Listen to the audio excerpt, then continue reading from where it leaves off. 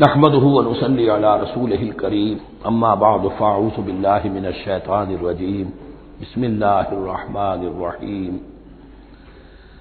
ايها الذين آمنوا انفقوا مما رزقناكم من قبل ان يأتي يوم لا بيع فيه ولا خلة ولا شفاعة والكافرون هم الظالمون اللہ لا الہ الا هو الحی القیوم لا تأخذه سنة ولا نوم له ما في السماوات وما في الأرض من ذا الذي يشفع عنده إلا بإذنه يعلم ما بين أيديهم وما خلفهم ولا يحيطون بشيء من علمه إلا بما شاء وسع كرسيه السماوات والأرض ولا يؤوده حفظهما وهو العلي العظيم صدق الله العظيم رب اشرح لي صدري ويسر لي امري واحلل عقدة من لساني يفقهوا قولي. تقریباً 2 رکوعوں پر مشتمل معاملہ طالوت و جالوت کا وہ ہم پڑھ چکے ہیں، اور یہ گویا کہ اب غزوہ بدر کی لیے ذہنی اور نفسیاتی تیاری ہو رہی ہے، اور غزوات کے لیے جیسا کہ میں نے عرض کیا جہاں سرفروشی کی ضرورت ہے وہاں انفاق مال کی بھی ضرورت ہے. تو اب یہاں بڑے زوردار انداز میں پھر انفاق کی طرف توجہ دلائی جا رہی ہے. وہی 4 ڈوریاں ذہن میں رکھیے، انفاق اللہ کی راہ میں یعنی جہاد بالمال، قتال جہاد بالنفس کی آخری شکل، اور شریعت میں عبادات اور معاملات. یہ 4 ڈوریاں گتھی ہوئی ہیں ان 22 رکوعوں کے اندر، جن پر دوسرا نصف جو ہے سورہ بقرہ کا مشتمل ہے. یا ایھا الذین آمنوا انفقوا مما رزقناکم من قبل ان یأتی یوم لا بیع فیہ ولا خلة ولا شفاعة. اہل ایمان خرچ کر دو ان چیزوں میں سے کہ جو اللہ نے تمہیں دی ہے، اس سے پہلے کہ وہ دن آ دھمکے جس دن نہ کوئی خرید و فروخت ہوگی، نہ کوئی دوستی کام آئے گی، نہ کوئی شفاعت مفید ہوگی. والکافرون هم الظالمون، اور کافر ہی تو ظالم ہیں. اب یہاں کافر سے مراد کون ہے؟ کافر اصطلاحی نہیں، کافر معنوی، جو اللہ کے اس حکم انفاق کی تعمیل نہیں کرتا، دیکھتا ہے کہ دین مغلوب ہے، اس کو غالب کرنے کی جد و جہد ہو رہی ہے، اس کی کچھ تقاضے ہیں، مالی ضرورتیں ہیں اس کی، اور اللہ نے اسے قدرت دی ہے، اس میں خرچ کر سکتا ہے اور نہیں کرتا، وہ ہے اصل کافر. اس کے بعد وہ آیت آ رہی ہے جو قرآن حکیم کی عظیم ترین آیت ہے، نزول فرمان نبوی صلی اللہ علیہ وسلم، آیت الکرسی.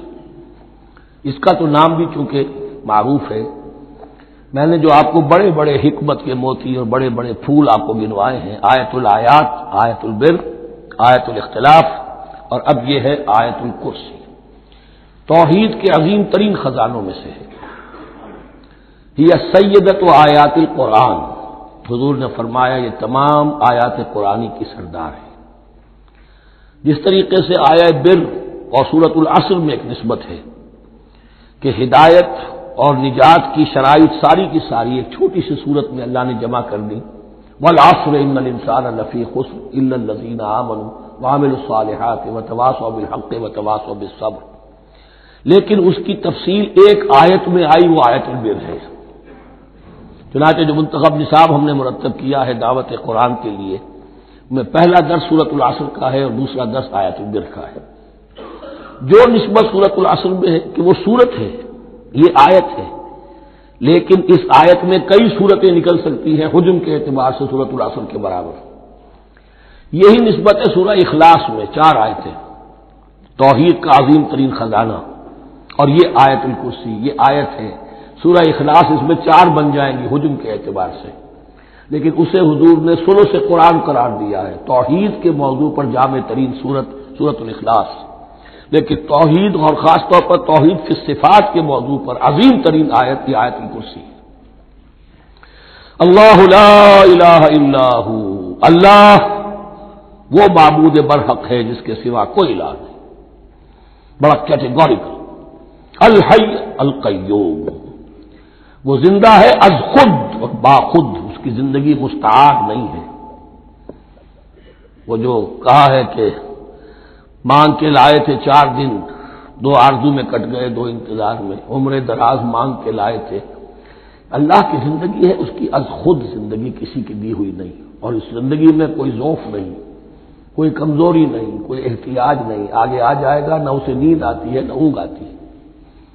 قیوم، خود اپنی جگہ وہ زندہ جاوید ہستی ہے، اور باقی ہر شے کا وجود اس کے حکم سے قائم ہے، کوئی شے قائم نہیں ہے بغیر اس کے اذن کے۔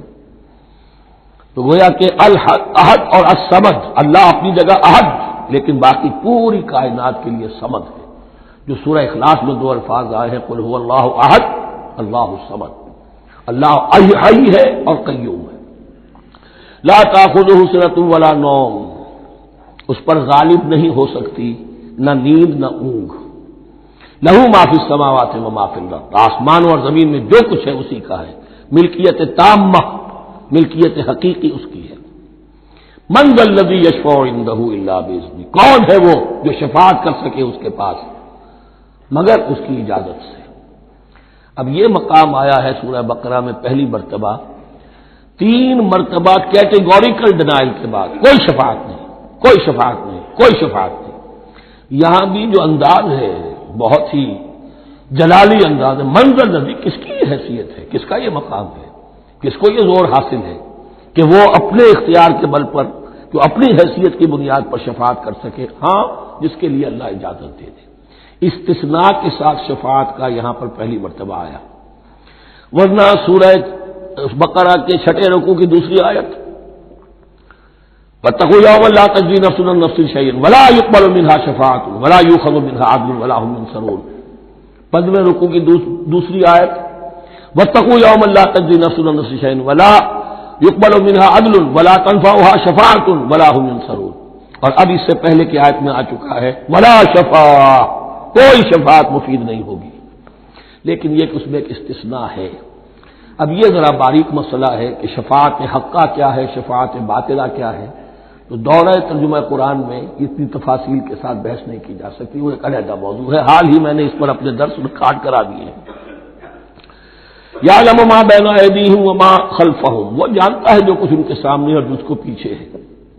عام طور پر دنیا میں ہم سفارش کرتے ہیں تو کہتے ہیں کہ بھئی میں جانتا ہوں اس شخص کو بہتر، اصل میں جیسا کچھ یہ نظر آتا ہے ویسا نہیں ہے، یا جیسا کچھ فیکٹس آن دی فائل آ گئے ہیں وہ بڑے ہی ڈیسیونگ ہے، اصل حقائق کچھ اور ہیں اس کیس کے، وہ میں آپ کو بتاتا ہوں۔ یہ بات اللہ کے سامنے کون کہہ سکتا ہے، جبکہ اللہ تو جانتا ہے جو کچھ ان کے سامنے اور جو کچھ ان کے پیچھے ہے، اور ان کا حال یہ ولا یحیطون بشیء من علمہ الا بما شاء، اور وہ احاطہ کر ہی نہیں سکتے اللہ کے علم سے کسی شے کا سوائے اس کے جو اللہ چاہے۔ باقی ہر ایک کے پاس علم جو ہے اللہ کا عطائی علم ہے، دیا ہوا علم ہے، محدود علم ہے، بڑے سے بڑا رسول ہو، بڑے سے بڑا ولی ہو، بڑے سے بڑا فرشتہ ہو۔ لا علم لنا الا ما علمتنا، ہم پڑھائیں 4 رکوع میں، تو کون کہہ سکتا ہے؟ من ذا الذی یشفع عنده الا باذنہ یعلم ما بین ایدیہم وما خلفہم ولا یحیطون بشیء من علمہ الا بما شاء وسع کرسیہ السماوات والارض، اس کی کرسی تمام آسمانوں اور زمین کو محیط ہے۔ اب کرسی کے 2 مفہوم یہاں ہو سکتے ہیں، ایک تو یہ کہ اس سے جو معنی مراد ہے یعنی اس کا اقتدار، اس کی قدرت، اس کا جبر، اس کا اختیار، یہ اتھارٹی پوری کائنات کو۔ ایک یہ بھی ہو سکتا ہے کہ اللہ تعالیٰ کے لیے ہم نہیں جان سکتے، یہ آیات متشابہات میں سے ہے کہ کوئی شے بھی ہو واقعتاً جس کو ہم اسے کرسی کہہ سکیں، عرش، کرسی، ان سب کے بارے میں یہ دونوں باتیں ذہن میں رکھیے۔ یہ بھی ہو سکتا ہے کہ ان کی کوئی مجسم حقیقت ہو جو ہمارے ذہن سے، ہمارے تخیل سے ماورا ہے، اور یہ بھی ہو سکتا ہے اس سے استعارہ مراد ہو، اس کا اقتدار و اختیار آسمانوں اور زمین پر چھایا ہوا ہے۔ ولا یؤودہ حفظہما، اور اسے تکان طاری نہیں ہوتی، اس پر گراں نہیں گزرتا ان دونوں کا تھامنا، ان دونوں کی حفاظت، آسمانوں کی اور زمین کی۔ وہو العلی العظیم، اور وہ العلی ہے، بلند و بالا، اور عظیم ہے، بڑی عظمت والا۔ یہ آیت الکرسی سیدۃ آیات القرآن، تمام آیات قرآنی کی سردار اور توحید الہی کا ایک بہت بڑا خزانہ۔ لا اکراہ فی الدین، دین میں کوئی جبر نہیں ہے، یعنی یہ کہ کسی بھی شخص کو نہ کبھی جبرن مسلمان بنایا جائے گا نہ کبھی بنایا گیا۔ استثناءات ہو سکتے ہیں، کسی کا ذاتی کوئی عمل ہو، فعل ہو، کسی نے کیا ہو۔ اسلام میں کسی فرد کو جبرن مسلمان بنانا حرام ہے، لیکن اس آیت کا یہ مطلب نکال دینا کہ نظام باطل کو بھی ختم کرنا جو ہے اس میں کوئی طاقت استعمال نہیں ہو سکتی، یہ حماقت ہے پرلے درجے کی۔ نظام باطل نظام ظلم ہے، ایکسپلائٹ کر رہا ہے لوگوں کو، اللہ اور بندوں کے درمیان حجاب بن گیا ہے، پردہ بن گیا ہے۔ نظام کو طاقت کے ساتھ ختم کرنا فرض ہے مسلمان کا۔ طاقت نہیں ہے تو ٹھیک ہے، طاقت حاصل کرنے کی کوشش کرتا رہے، لیکن جو مسلمان نظام باطل کو ختم کرنے کی آرزو اور ارادے سے خالی ہے، اس کے دل میں یہ ارادہ نہیں ہے، اس کے دل میں ایمان نہیں ہے۔ طاقت اور جبر نظام کو ختم کرنے پر صرف کیا جائے گا، کسی فرد کو مجبوراً مسلمان نہیں بنایا جائے گا۔ یہ ہے اصل میں اس آیت کا مفہوم۔ لا اکراہ فی الدین قد تبین الرشد من الغی، رشد ہدایت واضح ہو چکی ہے کجی سے، جتنی کجیاں ہیں، جتنے غلط راستے ہیں، جتنی شیطانی پگڈنڈیاں ہیں، ان سے جو صراط المستقیم ہے اس کو بالکل مبرہن کر دیا گیا ہے۔ فمن یکفر بالطاغوت، تو جو کوئی بھی طاغوت کا انکار کرے گا، دیکھیے اللہ پر ایمان لانے سے پہلے طاغوت کا انکار ضروری ہے۔ جیسے لا الہ الا اللہ، تو طاغوت، اور طاغوت کون ہے؟ طغا سے سرکش، جس نے اپنی حاکمیت کا اعلان کیا وہ طاغوت، جس نے غیر اللہ کی حاکمیت کو تسلیم کیا وہ طاغوت، اس کے تحت بننے والے سارے انسٹیٹیوشنز طاغوت، جو بھی ادارے ہوں، چاہے کتنے ہی خوشنما ادارے ہوں۔ ہے عدلیہ، لیکن وہ عدلیہ اللہ کے قانون کے مطابق فیصلے نہیں کر رہی، کچھ اور لوگوں کے بنائے ہوئے قانون کے مطابق فیصلے کر رہی، وہ طاغوت ہے۔ جو بھی اللہ کے حدود بندگی سے تجاوز کرتا ہے وہ طاغوت ہے۔ تو یعنی کسے کہتے ہیں؟ پانی دریا کی حدوں میں بہہ رہا ہے، لیکن جب وہ اپنی حدوں سے نکلا تو یعنی پہ ہے۔ دریا کو اپنی موج کی تو یانیوں سے کام، کشتی کسی کی پار ہو یا درمیان رہے اسے اس کی کیا فکر ہے؟ تو طغا اور بغا یہ دونوں بڑے قریب کے الفاظ ہیں، بغاوت اور طغیانی۔ فمن یکفر بالطاغوت، طاغوت کا انکار، جو کوئی کفر کرے طاغوت کے ساتھ، ویؤمن باللہ، اور پھر اللہ پر ایمان لائے۔ طاغوت سے بھی دوستی، اللہ پر بھی ایمان، اللہ کے دشمنوں سے بھی یارانہ، اور اللہ کے ساتھ بھی وفاداری کا دعویٰ، یہ چیز نہیں چل سکتی، یہی منافقت ہے۔ یکسو ہو جاؤ حنیفا مسلما فقد استمسک بالعروۃ الوثقی، جس شخص نے یہ کام کر لیا طاغوت کی نفی اور اللہ پر ایمان، اس نے تو مضبوط کنڈا تھام لیا۔ تو سمجھئے کہ اگر کوئی شخص کسی جہاز، سمندری جہاز میں عرشے پر سے گر جائے، تیرنا بھی نہ آتا ہو، کسی طرح ہاتھ پاؤں مار کر وہ کسی کنڈے کے اوپر اگر ہاتھ اس کا پڑ گیا تو اب وہ سمجھتا ہے کہ اس کو میں نہیں چھوڑوں گا، میری جان اسی سے وابستہ ہے، زندگی اسی سے ہے۔ تو وثقہ، وہ کنڈا اگر کمزور ہے تو پھر گیا، وہ اس کے وزن سے کنڈا ہی نکل گیا، لیکن وہ کنڈا کہ جو مضبوط ہے، فقد استمسک بالعروۃ الوثقی، اس نے تو بڑے مضبوط کنڈے پر ہاتھ ڈال دیا ہے، یعنی طاغوت کا انکار اور اللہ پر ایمان، اس نے تھام لیا ہے بہت مضبوط کنڈا۔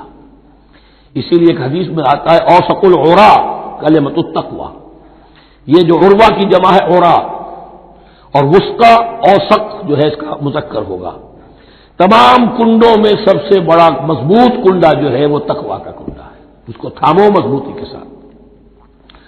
لا اکراہ فی الدین قد تبین الرشد من الغی فمن یکفر بالطاغوت ویؤمن باللہ فقد استمسک بالعروۃ الوثقی لا انفصام لہا، وہ کبھی علیحدہ ہونے والا، ٹوٹنے والا نہیں ہے، یہ کنڈا بہت مضبوط ہے۔ واللہ سمیع علیم، اللہ سب کچھ سننے والا، جاننے والا ہے۔ اللہ ولی الذین آمنوا یخرجہم من الظلمات الی النور، ایمان در حقیقت ایک دوستی کا رشتہ قائم کرتا ہے اللہ اور بندے کے درمیان۔ اللہ ولی ہے اہل ایمان کا، یہ ولایت باہمی ہے، دو طرفہ ولایت ہے۔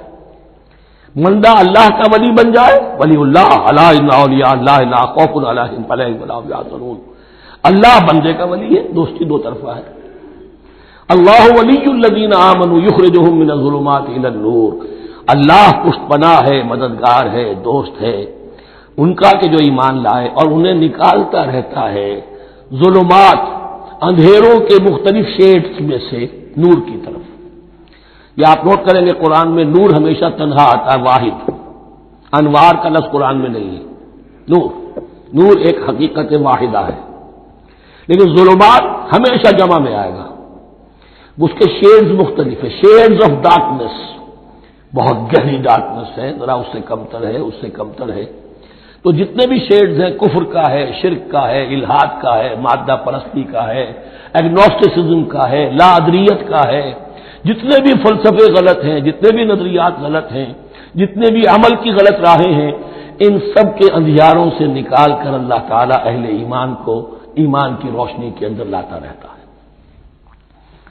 والذین کفروا اولیاءہم الطاغوت، ان کے برعکس جنہوں نے کفر کیا ان کے پشت پناہ اور ساتھی اور مددگار ہیں اب طاغوت، یخرجونہم من النور الی الظلمات، اور وہ ان کو نکالتے رہتے ہیں تدریجاً، اور نور کا کہ تھوڑی بہت رمق ملا بھی تھا انہیں نور کا تو ان سے محروم کر کے ظلمات، یخرجونہم من النور الی الظلمات، نور سے ظلمات کی طرف نکالتے رہتے ہیں۔ اولئک اصحاب النار هم فیہا خالدون، وہ ہیں آگ والے، اس میں ہمیشہ ہمیشہ رہیں گے۔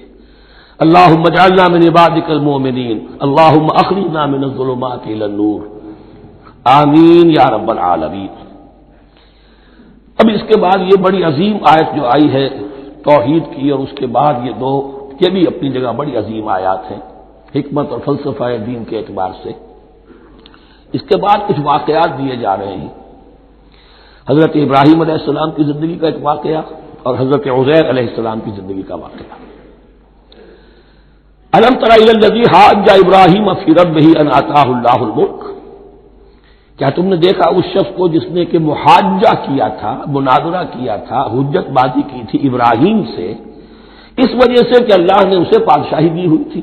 نمرود، یہ ذہن میں رکھیے کہ نمرود اصل میں لقب تھا، کسی کا نام نہیں تھا، جیسے فرعون مصر کے بادشاہوں کا لقب ہے۔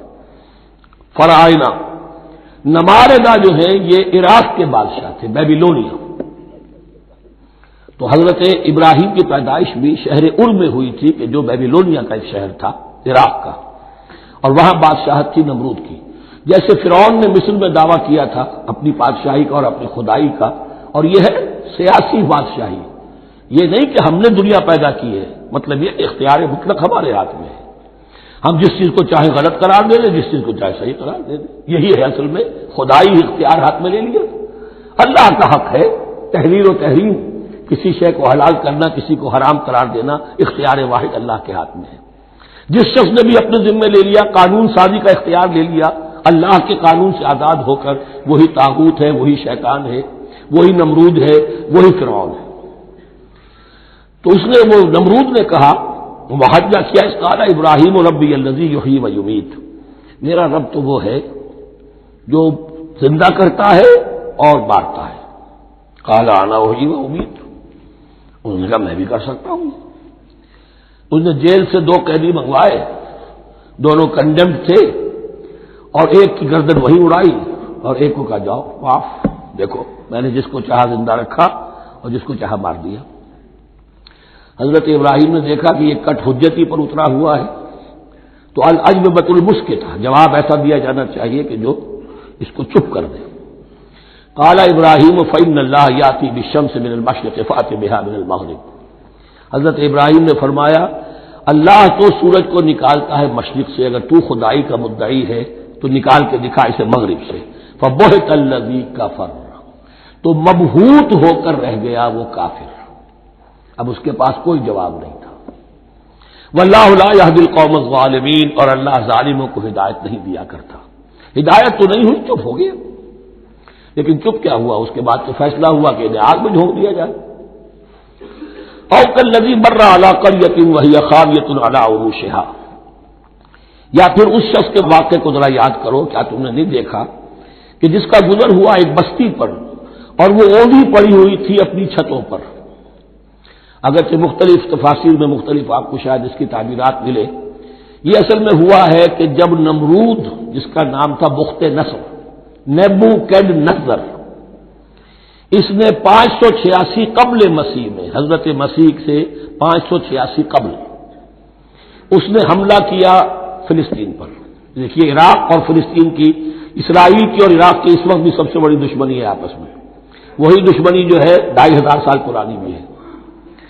اس نے وہ نمرود بابل، نیبوکیڈنیزر جس کا نام تھا، اس نے حملہ کیا، 12 لاکھ کی آبادی تھی، 6 لاکھ کو قتل کیا اور 6 لاکھ کو بھیڑوں بکریوں کی طرح ہانکتا ہوا قیدی بنا کر لے گیا۔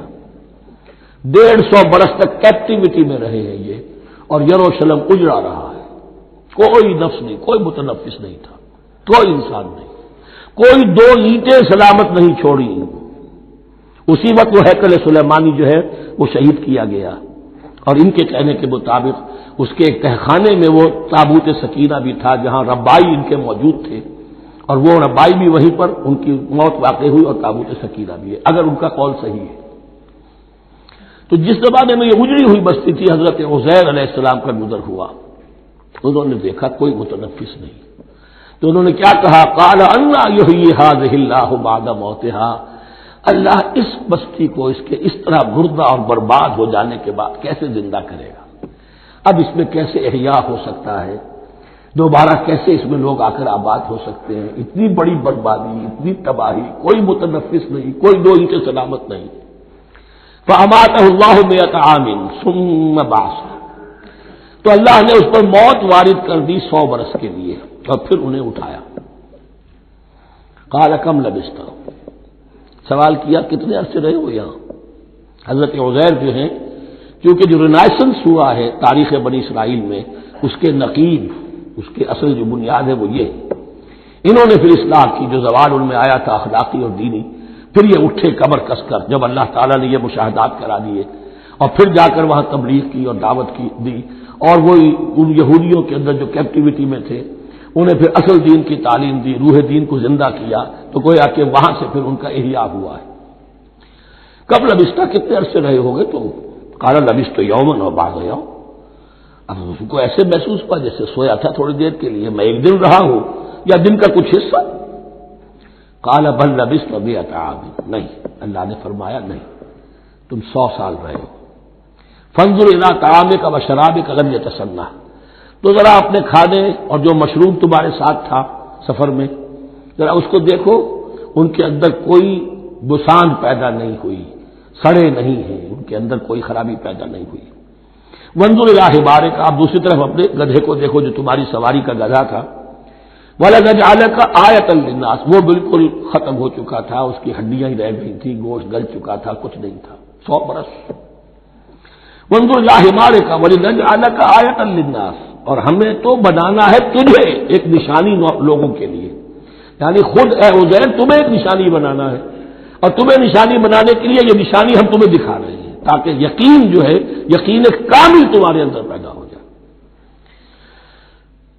وانظر الی حمارک ولنجعلک آیۃ للناس وانظر الی العظام، اب دیکھو ان ہڈیوں کو، کیف ننشزھا، کیسے ہم انہیں اٹھاتے ہیں، ابھارتے ہیں، وہ ہڈیاں خود ابری اور جڑ کر کھڑی ہو گئی۔ ثم نکسوھا لحما، پھر دیکھو تمہاری نگاہوں کے سامنے اس کو گوشت پہناتے ہیں۔ فلما تبین لہ، جب یہ سب اس کے سامنے واضح ہو گئی بات، مشاہدہ بھی کر لیا، قال اعلم ان اللہ علی کل شیء قدیر، ان کا میں نے پوری طرح جان لیا، مجھے پورا یقین قابل حاصل ہو گیا کہ اللہ ہر شے پر قادر ہے، یعنی وہ اس اجڑی ہوئی بستی کو بھی دوبارہ آباد کر سکتا ہے۔ جو میں نے سمجھا تھا کہ اب یہ کیسے آباد ہوگی، یہ بات نہیں ہے، یہ آبادی اللہ تعالیٰ کے اختیار میں۔ چنانچہ اس کے بعد ہوا، اس لیے کہ اس کے بعد واقعہ تو یہ ہوا کہ جو ایران کا بادشاہ تھا کیخورس یا سائرس ذو، جن کو کہ قرآن مجید القرنین کہتا ہے، جن کا تذکرہ سورہ کہف میں آئے گا، پھر آپ کو معلوم ہے کہ یہ پیلسٹائن، ادھر عراق کے بعد ایران، دشمنیاں تو تھی۔ کیخورس نے حملہ کیا بابل پر، عراق پر، اور دشمن کا دشمن دوست ہوتا ہے، تو یہودیوں کو اجازت دے دی، کیپٹیوٹی سے اجازت دے دی، جاؤ تم واپس جاؤ، اپنا شہر دوبارہ بناؤ۔ چنانچہ وہ گئے، اور پھر انہوں نے جا کر وہاں پر 136 سالوں میں ان کی دوبارہ جو ہے یہ بستی بسی، اور پھر یروشلم کو انہوں نے آباد کیا، اور پھر انہوں نے وہاں ہیکل سلیمانی دوبارہ بنایا، جس کو وہ سیکنڈ ٹیمپل کہتے ہیں۔ وہ سن 70 عیسوی میں ٹائٹس رومن جنرل کے ہاتھوں تباہ ہوا تھا، جو اب تک تباہ ہوا پڑا ہے۔ 1927 برس سے ان کا کعبہ زمین بوس ہے، یہ نوٹ کر لیجئے اس بات کو۔ اسی لیے آگ لگی ہوئی ہے آج دنیا بھر کے یہودیوں کے دلوں میں۔ اب تو ہماری حکومت ہے وہاں پر، ہم اپنا یہ جو بھی کچھ یہاں پر اس سیاحتے میں بنا دیا گیا ہے سب کو ختم کریں گے اور اپنا ہیکل سلیمانی بنائیں گے۔ اس کے بلو پرنٹس بن چکے ہیں، نقشے بن چکے ہیں، ہر چیز تیار ہے۔ بس کسی دن کوئی ایک دھماکہ ہوگا، کوئی بم جو ہے کہیں پر پلانٹ کیا جائے گا، خبر آ جائے گی کہ کسی فینیٹک نے کہیں وہاں پر جا کر رکھ دیا، جیسے ایک فینیٹک گیا تھا مسجد الخلیل میں اور 70 مسلمانوں کو شہید کر کے خود بھی اس نے خودکشی کر لی تھی، اور ڈاکٹر تھا، امریکن ڈاکٹر گولڈسٹین۔ اسی طریقے کا کوئی فینیٹک جائے گا اور وہ اس کو گرا دے گا، پھر کہیں گے جب یہ گر ہی گیا ہے، جیسے مسجد ایودھیا کا معاملہ ہے، اب گر گئی ہے تو بھائی ہمیں رام مندر بنانے دو، کاہے کو تم اب یہ مسجد کاہے کو بناتے ہو؟ وہ ہوگا، اور یہ میں سمجھتا ہوں کہ چند ہفتوں کی، یہ چند مہینوں کی بات ہے، یہ ہونے والا ہے فوراً۔ بہرحال یہ تو ہو گیا حضرت عزیر کا قصہ۔ اب اسی طرح کا ایک معاملہ حضرت ابراہیم کا مشاہدہ ہے۔ وَإِذْ قَالَ إِبْرَاهِيمُ رَبِّ أَرِنِي كَيْفَ تُحْيِي الْمَوْتَىٰ، اور یاد کرو جب کہ ابراہیم نے بھی کہا تھا پروردگار ذرا مجھے دکھا دے، مشاہدہ کرا دے تو مردوں کو کیسے زندہ کرے گا۔ قَالَ أَوَلَمْ تُؤْمِنْ، اللہ تعالیٰ کا سوال جو ہے بہت تیکھا ہے، تو کیا تم ایمان نہیں رکھتے؟ قَالَ بَلَىٰ، ایمان تو میرا ہے، میں مانتا ہوں ایمان ہے، وَلَٰكِن لِيَطْمَئِنَّ قَلْبِي، پورا دل کا اطمینان چاہتا ہوں، پورا یقین ہو جائے۔ اور یہ انبیاء کا معاملہ ہے، سب کا ہے۔ انبیاء کو چونکہ ایمان اور یقین کا ایک ایسی فرنس بنانا ہوتا ہے کہ جن سے ایمان و یقین دوسروں میں سرایت کرے، تو ان کے ایمان و یقین کے لیے انہیں مشاہدات ایسے کرا دیے جاتے ہیں کہ پھر ان کے لیے وہ ایمان صرف ایمان بالغیب نہیں رہتا، بلکہ وہ ایمان بالشہود بھی ہو جاتا ہے۔ کذالک نری ابراہیم ملکوت السماوات والارض، اسی طرح ہم نے دکھائے ابراہیم کو آسمان اور زمین کے ملکوت، جو بھی ہماری حکومت ہے، جو وہ مخفی حکومت ہے، جو کاسمک ایک اسٹیٹ ہے، اس کی گورنمنٹ ہے، اس کے تمام اہلکار ہیں، فرشتے ہیں، ہم نے مشاہدہ کرایا ابراہیم کو۔ حضور کو اسی لیے شب معراج میں لے جایا گیا کہ ہر شے کو اپنی آنکھوں سے دیکھ لیں، تو وہ یقین کامل پھر ہو جاتا ہے کہ جس میں کسی درجے میں بھی پھر تو یہ ہے کہ وہ خود ایک بھٹی بن جاتے ہیں ایمان اور یقین کی۔ قال بلا ولکن لیطمئن قلبی قال فخذ اربعۃ من الطیر فصرهن الیک، تو فرمایا اچھا ٹھیک ہے 4 پرندے لے لو، انہیں اپنے ساتھ ملا لو، ہلا لو کہ وہ تمہارے ساتھ تمہاری آواز سن کر آ جایا کریں۔ ثم اجعل علی کل جبل منهن جزءا، پھر ان کے ٹکڑے کرو اور ہر پہاڑ پر ایک ایک ٹکڑا رکھ دو۔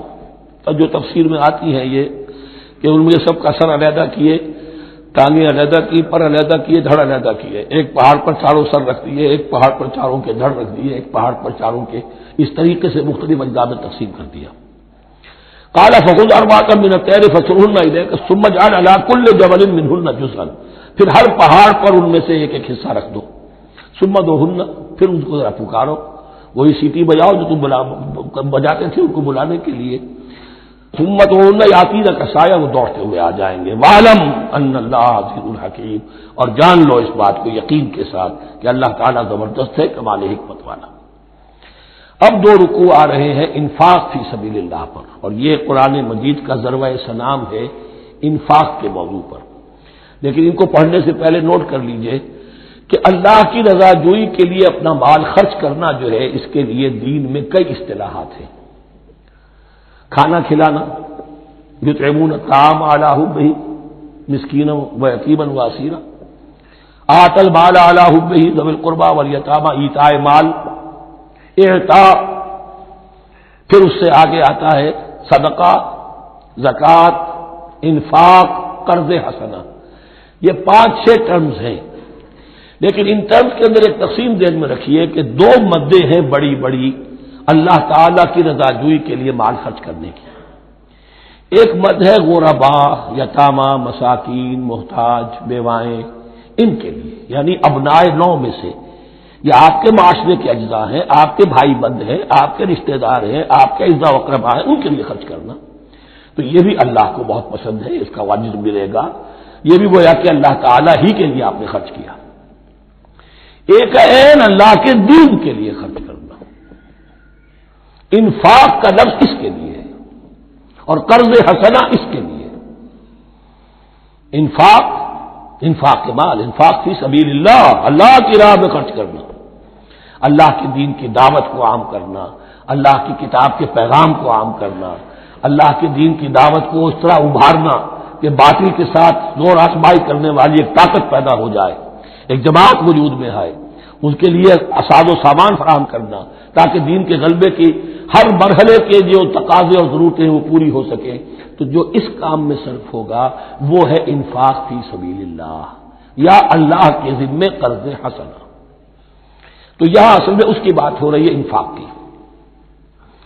مثل الذین ينفقون اموالهم فی سبیل اللہ ہے، مثال ان کی جو اپنے مال خرچ کرتے ہیں اللہ کی راہ میں۔ عام طور پر یہ فی سبیل اللہ جو ہے وہ سبیل پانی کی بنا دی، وہ بھی سبیل ہے، ٹھیک ہے، وہ بھی سبیل تو ہے، نیکی کا وہ بھی راستہ ہے، سبیل اللہ ہے، لیکن یہ کہ فی سبیل اللہ خرچ جو ہے اس کا بالکل مفہوم اور ہے۔ وہ صدقہ ہے، خیرات ہے، زکوٰۃ بھی اصلاً جو ہے وہ غریبوں کا حق ہے، لیکن اس میں بھی ایک مد سبیل اللہ کی رکھی ہوئی ہے۔ اگر تو آپ کے قریب اعزاء و اقارب ہیں، غربا ہے، تو ان کا حق فائق ہے، پہلے ان کو دیجیے، ورنہ پھر یہ ہے کہ اس میں سے جو بھی ہے وہ دین کے کام کے لیے۔ جب دین یتیمی کی حالت کو آ گیا ہو تو سب سے بڑا یتیم تو دین ہے، آج کے وقت سب سے بڑا یتیم دین ہے۔ بہرحال فی سبیل اللہ انفاق، مثل الذین ينفقون اموالهم فی سبیل اللہ کمثل حبۃ انبتت سبع سنابل فی کل سنبلۃ مئۃ حبہ، مثال ان کی جو اللہ کی راہ میں خرچ کرتے ہیں اللہ کے دین کے لیے، ایسے ہے جیسے ایک دانہ کہ اس سے 7 سنبلیں پیدا ہوئی، 7 خوشے، 7 بالیاں، یہ 7 سٹے۔ باجرے کا سٹا ہوگا کتنے دانے ہوتے ہیں اس میں؟ مکئی کا سٹا ہے اس میں کتنے دانے ہیں؟ فی کل سنبلۃ مئۃ حبہ، اس میں 100 دانے موجود ہیں ہر ایک میں، تو ایک دانے سے 700 دانے وجود میں آ گئے۔ اسی طریقے سے اللہ تعالیٰ جو بھی اس کے دین کے لیے مال خرچ کرے گا اس کے مال میں اضافہ کرے گا، اللہ تعالیٰ ان کو جزا دے گا اور اس کو بڑھاتا رہے گا اپنے ہاں۔ واللہ یضاعف لمن یشاء، اور یہ تو تمہیں تمثیلاً بتایا ہے، اللہ اس سے بھی دگنا کرے گا جس کو چاہے گا، صرف 700 گنا نہیں، اور جتنا چاہے گا بڑھائے گا۔ واللہ واسع علیم، اللہ کے خزانوں میں کوئی کمی نہیں ہے، بڑی وسعت والا ہے اللہ، بہت سمائی والا ہے اور وہ سب کچھ جاننے والا ہے۔ الذین ينفقون اموالهم فی سبیل اللہ، پھر جو لوگ کہ اپنا مال خرچ کرتے ہیں اللہ کی راہ میں، ثم لا يتبعون ما انفقوا منا ولا اذى، پھر جو کچھ وہ خرچ کرتے ہیں اس کے بعد نہ تو تکلیف پہنچاتے ہیں نہ احسان جتاتے ہیں۔ دیکھیے جی میں نے اس وقت اتنا چندہ دیا تھا، معلوم ہوا کہ میرا حق جو ہے وہ زیادہ ہے، پھر میری بات مانی جانی چاہیے۔ ہم چندے زیادہ دیتے ہیں تو بات بھی تو ہماری چلنی چاہیے۔ یا اگر کسی جو کارکن کو دیا ہے جو اللہ کے دین کے لیے کام کر رہا ہے، یہ بھی ان 2 رکوعوں کے آخر میں بات واضح ہو جائے گی۔ کوئی شخص اللہ کے دین کے کام میں لگا ہوا، آپ اس کو ساتھ تعاون کر رہے ہیں تاکہ وہ اپنی معاش کے اوپر اپنا وقت نہ لگائے، اپنا پورا وقت جو ہے وہ دین کی خدمت میں لگائے، لیکن اب اگر کہیں آپ نے اس کو جتا بھی دیا، اس پر احسان بھی رکھ دیا، کوئی تکلیف دہ کلمہ کہہ دیا، تو جو آپ کا اجر و ثواب تھا وہ 0 ہو جائے گا۔ الذین ينفقون اموالهم فی سبیل اللہ ثم لا یتبعون ما انفقوا منا ولا اذى، جو انفاق کرتے ہیں اس کے بعد اس کے پیچھے نہ تو جتلاتے ہیں نہ کوئی اور تکلیف پہنچاتے ہیں، لہم اجرہم عند ربہم ولا خوف علیہم ولا هم یحزنون، ان کا اجر ان کے رب کے پاس محفوظ ہے اور ان کے لیے مغفرت ہے، ولا خوف علیہم ولا هم یحزنون، ان کے اوپر نہ کوئی خوف ہوگا اور نہ کوئی حزن سے دوچار ہوں گے۔ قول معروف، بھلی بات کہنا، ومغفرہ اور درگزر کرنا، خیر بہتر ہے من صدقۃ، اس خیرات سے یتبعھا اذی، جس کے بعد کہ اذیت پہنچائی جائے۔ کوئی آپ سے فرض کیجئے کوئی ضرورت کے لیے آئی گیا ہے، کسی نے ہاتھ پھیلا دیا ہے، اگر آپ نہیں کر سکتے مدد، قول معروف، نرمی کے ساتھ جواب دے دیجئے، معذرت کر لیجئے۔ یا یہ ہے کہ اگر کسی سائی نے آپ کے ساتھ درستی کی ہے تو پھر بھی یہ ڈانٹیے نہیں، وَأَمَّا السَّائِلَ فَلَا تَنْهَرْ، پھر بھی یہ ہے کہ مغفرت، معاف کیجئے۔ یہ کہیں بہتر ہے اس سے کہ دے تو دیا، خیر من صدقۃ یتبعها اذى، اس کے بعد اسے دو چار جملے بھی سنوا دیے، کوئی اور سلواتیں بھی سنا دی اسے، تو اس کا کوئی فائدہ نہیں ہوا۔ واللہ غنی حلیم، اللہ تعالیٰ غنی ہے اور حلیم ہے۔ یہ کیوں کہا گیا کہ تم اگر کسی کو دے رہے ہو تو اصل میں اللہ کو دے رہے ہو۔ ایک حدیث میں آتا ہے کہ اللہ تعالیٰ اپنے بندے سے شکایت کرے گا، اے میرے بندے تیرے پاس مال تھا، میں نے تجھ سے مال طلب کیا تھا، میں بھوکا تھا، میں نے تجھ سے روٹی مانگی، تو نے مجھے کھلایا نہیں۔ بندہ کہے اللہ تو غنی ہے، تجھے بھوک، تجھے احتیاج، کہ وہ جو میرا بندہ تھا جو بھوکا تھا اس نے جو مانگا تھا تجھ سے وہ میں ہی تھا، میرا بندہ تھا، الخلق عیال اللہ، تجھ سے کھانے کو نہیں دیا تمہیں، تو گویا کہ مجھے نہیں دیا۔ اے میرے بندے میں ننگا تھا، میں نے تجھ سے میں چاہا کہ میرا سطر ڈھانپ دے، مجھے کوئی لباس دے دے، لیکن یہ کہ تو نے نہیں دیا۔ یہ اسی طریقے سے تو سمجھ لیجئے کہ اللہ تو غنی ہے، جو دے رہے ہو سمجھ لو کہ اللہ کو دے رہے ہو، اور حلیم ہے، وہ حلم والا ہے، فوراً نہیں پکڑتا تمہیں۔ تم جو بھی کرتے ہو جو دل سے اتری ہوئی شے وہ اللہ کے نام پہ دے دو، جو ردی چیزیں وہ اللہ کے نام پہ دے دو، تو اللہ تعالیٰ کی غیرت جو ہے اسی وقت اگر جوش میں آ جائے اور تمہیں پیس کے سرما کر دے وہ، تو وہ کر سکتا ہے، لیکن نہیں، حلیم ہے، وہ دیکھتا ہے کہ میری توہین کر رہا ہے، مجھے دے رہا ہے اور یہ دے رہا ہے۔ یا ایھا الذین آمنوا لا تبطلوا صدقاتکم بالمن والاذی، اے اہل ایمان اپنے صدقات کو باطل نہ کر لو، نسیہ منسیہ ہو جاتے ہیں، بالمن والاذی، جتلا کر اور کوئی اذیت بخش بات کہہ کر، کالذی ينفق مالہ رئاء الناس، ان لوگوں کی طرح، اس شخص کی طرح جو اپنا مال خرچ کرتا ہے لوگوں کو دکھانے کے لیے، دے تو رہا ہے صدقات، چیریٹی ہاؤس، بڑے بڑے ادارے قائم کر دیے ہیں، یہ کہ سب ریاکاری ہے۔ کوئی سرکار دربار میں رسائی کے لیے فاؤنڈیشنز بنے ہوئے، کچھ اپنے وہ ٹیکس بچانے کے لیے، کچھ اور اپنی ناموری، کیونکہ پھر الیکشن بھی لڑنا ہے، یہ سارے کام جو ہوتے ہیں اللہ جانتا ہے کس کی کیا نیت ہے۔ لا تبطلوا صدقاتکم بالمن والاذی کالذی ينفق مالہ رئاء الناس ولا یؤمن باللہ والیوم الآخر، جو ریاکاری کر رہا ہے وہ حقیقت میں ایمان نہیں رکھتا اللہ پر اور یوم آخر پر۔ یہ ریا اور یہ ایمان ایک دوسرے کی ضد ہے، جیسا کہ حدیث بار بار سنا چکا ہوں، من صلی یرائی فقد اشرکا ومن صام یرائی فقد اشرکا ومن تصدق یرائی فقد اشرکا، جس نے دکھاوے کے لیے نماز پڑھی اس نے شرک کیا، جس نے دکھاوے کے لیے روزہ رکھا اس نے شرک کیا، جس نے دکھانے کے لیے لوگوں کو صدقہ خیرات دیا اس نے شرک کیا۔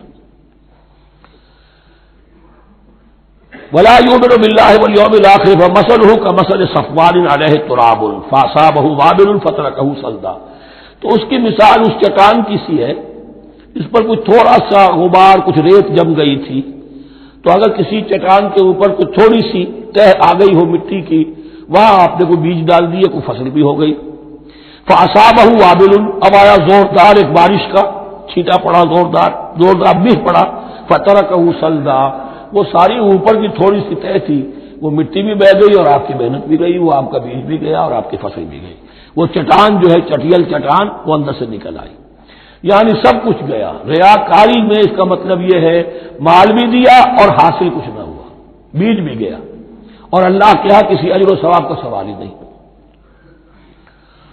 لا یقدرون علی شیء مما کسبوا، جو محنت انہوں نے کی تھی، اس تھوڑی سی مٹی جو جم گئی تھی اس میں بھی کچھ ہل چلایا تھا، کچھ بیج ڈالا تھا، اب اس میں کوئی قدرت انہیں حاصل نہیں ہے، سب کچھ گیا۔ واللہ لا یہدی القوم الکافرین، اور اللہ ایسے کافروں کو ہدایت نہیں دیتا، راہ یاب نہیں کرتا۔ ومثل الذین ينفقون اموالهم ابتغاء مرضات اللہ، اس کے برعکس وہ لوگ، وہی سائملٹینیس کنٹراسٹ، جب ایک ریاکاری کے خرچ کے لیے وہ ایک مثال دی گئی، تمثیل اور تشبیہ دی گئی، تو اب جو واقعتاً اللہ تعالیٰ کے اجر و ثواب کے لیے خلوص و اخلاص کے ساتھ خرچ کرتا ہے اس کے لیے بھی مثال۔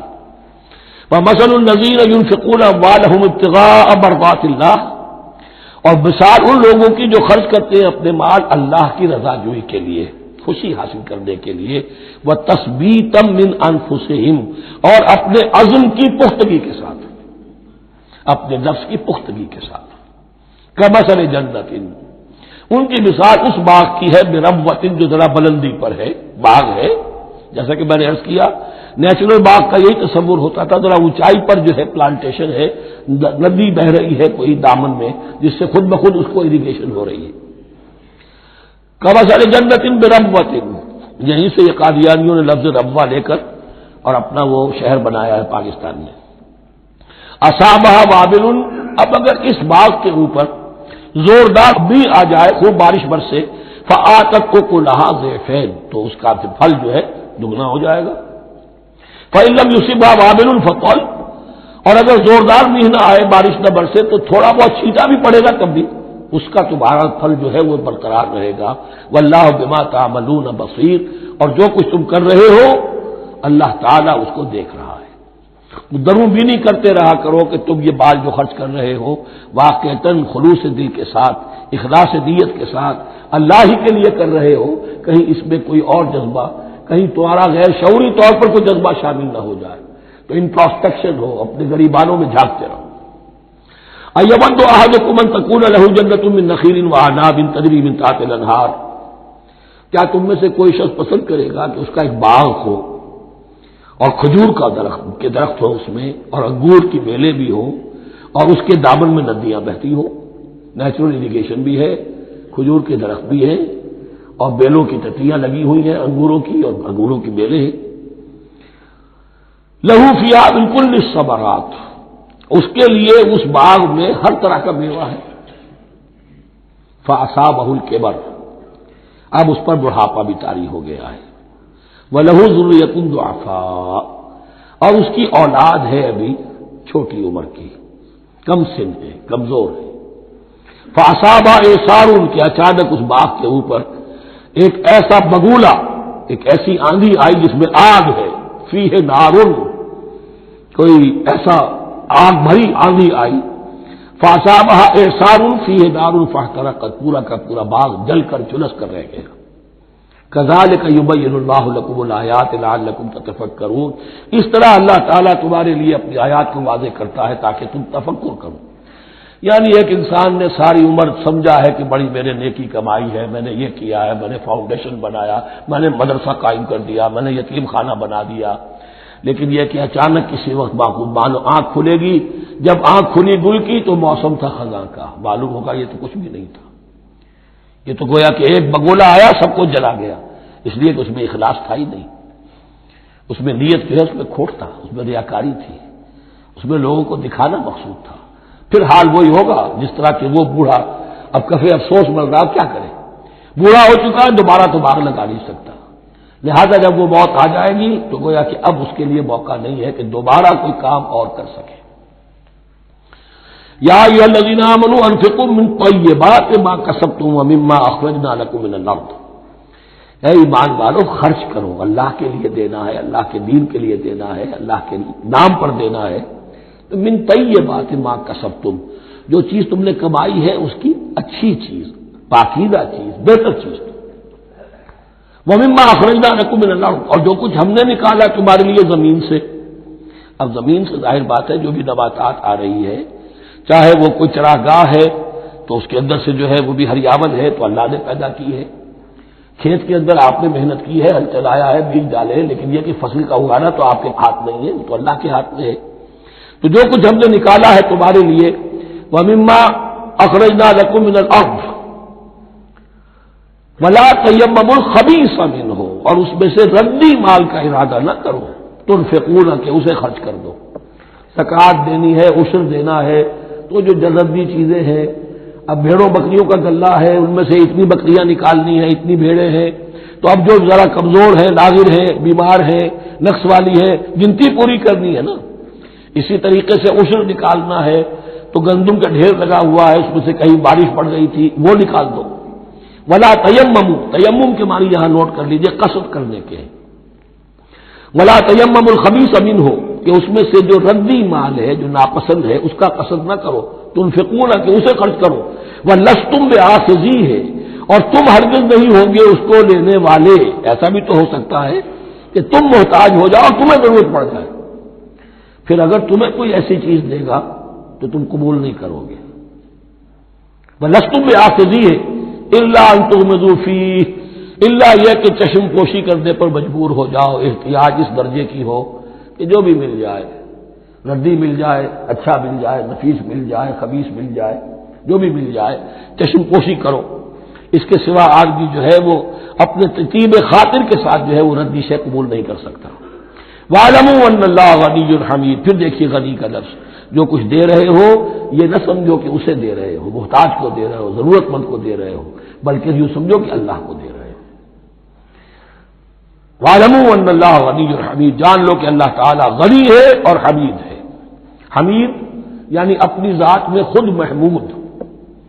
ایک کسی شے کی اچھائی یا حسن یا کمال ایسا ہوتا ہے جسے ظاہر کیا جائے، دیکھو بھائی اس میں یہ خوبصورتی ہے، اور ایک وہ خوبصورتی ہوتی ہے جو از خود ظاہر ہے۔ حاجت مشاطہ نیست صورت دلار آمرا، تو اللہ تعالیٰ اتنا ستودہ صفات ہے، اتنا محمود ہے اپنی ذات میں کہ وہ خود بخود محمود ہے، اسے کسی حمد کی حاجت نہیں ہے، از خود محمود ہے۔ الشیطان یعدکم الفقر ویامرکم بالفحشاء، دیکھو شیطان تمہیں ڈراتا ہے اور تمہیں اندیشہ دلاتا ہے فقر کا، مت خرچ کرو، رکھو، کیا پتا کیا کل کون سا وقت تم پر آ جائے۔ ویامرکم بالفحشاء، اور تمہیں حکم دیتا ہے بے حیائی کے کاموں کا۔ واللہ یعدکم مغفرۃ منہ وفضلا، اور اللہ وعدہ کر رہا ہے تم سے اپنی طرف سے مغفرت کا اور فضل کا۔ اب دیکھ لو، رخ روشن کے آگے شمع رکھ کر وہ یہ کہتے ہیں ادھر جاتا ہے دیکھیں یا ادھر پروانہ جاتا ہے۔ اب شیطان کی طرف جانا چاہتے ہو، اس کی بات ماننا چاہتے ہو، خوف رکھتے ہو کہیں ایسا نہ ہو جائے کہ فقر آ جائے مجھ پر، مجھے اپنا مال سنبھال کر رکھنا چاہیے، صحت سے رکھنا چاہیے، تو تم شیطان کی چال میں آ گئے، تم نے اس کی پیروی کی۔ اور اگر تم نے اپنا اللہ کی راہ میں خرچ کر دیا، اللہ پر اعتماد کرتے ہوئے، وہ میری ساری حاجتیں پوری کرے گا، آج کر رہا ہے کل کرے گا انشاءاللہ۔ تو یہ ہے واللہ یعدکم مغفرۃ منہ وفضلا واللہ واسع علیم، اللہ بہت وسعت والا ہے، اس کے خزانوں کی کوئی محدودیت کا تصور اپنے ذہن میں نہ رکھو، اور سب کچھ جاننے والا ہے۔ یؤتی الحکمت من یشاء، لیکن یہ باتیں حکمت کی ہیں، ایک ہے ظاہر ایک ہے باطن۔ باطن جو ہے وہ حکمت سے نظر آتا ہے، ظاہر تو سب کو نظر آ رہا ہے۔ کسی شے کی حقیقت کیا ہے، اہل نظر ذوق نظر خوب ہے، لیکن جو شے کی حقیقت کو نہ دیکھے وہ نظر کیا، وہ حقیقت جس پر آیا ہو جاتی وہ ہے حکیم۔ اور حکمت اصل میں نام ہے انسان کے عقل اور شعور کی پختگی کا، جب محکم ہو گئی عقل، اس کا شعور پختہ ہو گیا، استحکام اسی سے بنا ہے حکمت۔ یؤتی الحکمت، اللہ تعالیٰ یہ فہم کی پختگی، عقل کی پختگی، شعور کی پختگی، حقائق رسی، حقائق تک پہنچ جانے کی صلاحیت دیتا ہے جس کو چاہتا ہے۔ وَمَن یُؤْتَ الْحِکْمَةَ فَقَدْ أُوتِیَ خَیْرًا کَثِیرًا، اور جسے حکمت دے دی گئی اسے تو خیر کثیر عطا ہو گیا، اس سے بڑا تو خیر کوئی اور ہے ہی نہیں۔ وَمَا يَذَّكَّرُ إِلَّا أُولُو الْأَلْبَابِ، اور نہیں نصیحت حاصل کر سکتے مگر وہی لوگ جو ہوش مند ہیں، جو اولو الالباب ہیں، عقل مند ہیں۔ لیکن جو دنیا پر ریچھ گئے ہیں، جن کے سارا دلی اطمینان اسی پر ہے کہ کافی ہے، بینک بیلنس بھی ہے، یہ بھی ہے، وہ بھی ہے، اتنے سٹاکس بھی ہیں، اتنا یہ بھی ہے، اتنا ہمارا جو ہے وہ جو بیلنس شیٹ آئی ہے اس کے ایسٹس یہ ہے، اگر اسی پر سارا بھروسہ اور اطمینان ہے تو ظاہر بات ہے وہ اولو الالباب نہیں ہے۔ وَمَا أَنفَقْتُم مِّن نَّفَقَةٍ أَوْ نَذَرْتُم مِّن نَّذْرٍ، اور جو بھی کچھ تم خرچ کرتے ہو، جو بھی نفقہ، جو بھی خیرات تم دیتے ہو، اور نظر تم من نظرین، اور یا جو بھی نظر تم دیتے ہو اللہ کے نام پر، منت مانگتے ہو، فإن اللہ یعلم، اللہ تعالیٰ اس سب کو جانتا ہے۔ وما للظالمین من انصار، اور یقیناً ظالموں کے لیے کوئی مددگار نہیں ہوں گے۔ ان تبدوا الصدقات فنعما ہی، صدقات کو تو اگر تم کھل کر اعلانیہ دو تب بھی ٹھیک ہے، اور خاص طور پر زکوٰۃ کا تو معاملہ اعلانیہ ہے ہی ہے۔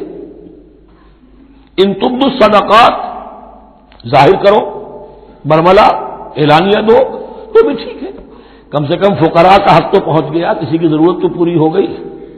وَإِن تُخْفُوهَا، لیکن اگر تم انہیں چھپاؤ، اب یہ ہوگا صدقات نافلہ کے لیے۔ ایک جو صدقات جو ہے کہ جو لازماً دینے ہیں واجبہ، ان کو تو ان کے لیے اخفاء نہیں ہے، یہ دین کی حکمت کو ذہن میں رکھیے، فرض عبادات اعلانیہ ادا کی جائیں گی۔ یہ وسوسہ بھی شیطان بہت سے لوگوں کے دلوں میں ڈال دیتا ہے کہ کیا 5 وقت جا کے مسجد میں نماز پڑھنی ہے، لوگوں پر اپنے تقویٰ کا روب گانٹنا چاہتے ہو، گھر میں پڑھ لیا کرو۔ یا داڑھی رکھو گے کیا چاہتے ہو؟ تم چاہتے ہو کہ لوگ تمہیں سمجھے متقی ہے تو میں اس لیے داڑھی نہیں رکھتا، ہوتا ہے وسوسہ۔ لیکن جو چیز واجب ہے وہ الگ اعلان کرو، اس کے اظہار میں کوئی رکاوٹ نہیں۔ ہاں جو صدقات نافلہ ہیں، جو نماز نفل ہے اسے چھپا کر کرو، اس کا اظہار بہت بڑا فتنہ ہوتا ہے، نفل عبادت کا اظہار بہت بڑا فتنہ ہے۔ وَإِن تُخْفُوهَا، اگر چھپاؤ، وَتُؤْتُوهَا الْفُقَرَاءَ، اور تم وہ ضرورت مندوں کو دے دو، فَهُوَ خَيْرٌ لَكُمْ، وہ تمہارے لیے بہت بہتر ہے۔ اب دیکھیے خیر الکم کہا، یہ تمہارے لیے بہتر ہے۔ پہلے کہا تھا ظاہر کر کے دیتے ہو فنعما ہی، وہ بھی ٹھیک ہے، اس لیے کہ فقراء کا حق تو چلیے ادا ہو گیا، کچھ نہ کچھ مل تو گیا، خسیس کے اور کنجوس کے مال میں سے کچھ نکلا تو صحیح۔ ان تبدوا الصدقات فنعما ہی وان تخفوها وتؤتوها الفقراء فهو خیر لکم ویکفر عنکم من سیئاتکم، اور اللہ تعالیٰ دور کر دے گا تم سے تمہاری برائیوں کو۔ واللہ بما تعملون خبیر، اور جو کچھ تم کر رہے ہو اللہ تعالیٰ اس سے باخبر ہے۔ لیسا علیک ہداہم، اے نبی آپ کے ذمے نہیں ہے کہ ان کو ہدایت دے دیں۔ آپ کی یہ دیکھیے علیکا ذمہ داری ہو جاتی ہے، فرض۔ لام لکا یہ ہو جاتا ہے کسی کے حق میں۔ القرآن حجت لکا او علیکا، یا یہ قرآن تمہارے حق میں حجت ہے، یہ شفاعت کرے گا تمہاری قیامت کے دن اگر تم نے اسے مانا جیسے کہ ماننے کا حق ہے، پڑھا جیسے کہ پڑھنے کا حق ہے، عمل کیا جیسے کہ عمل کرنے کا حق ہے، پھر اس کی دعوت و تبلیغ کی جیسے کہ اس کا حق ہے، تو یہ تمہارے حق میں حجت ہوگا۔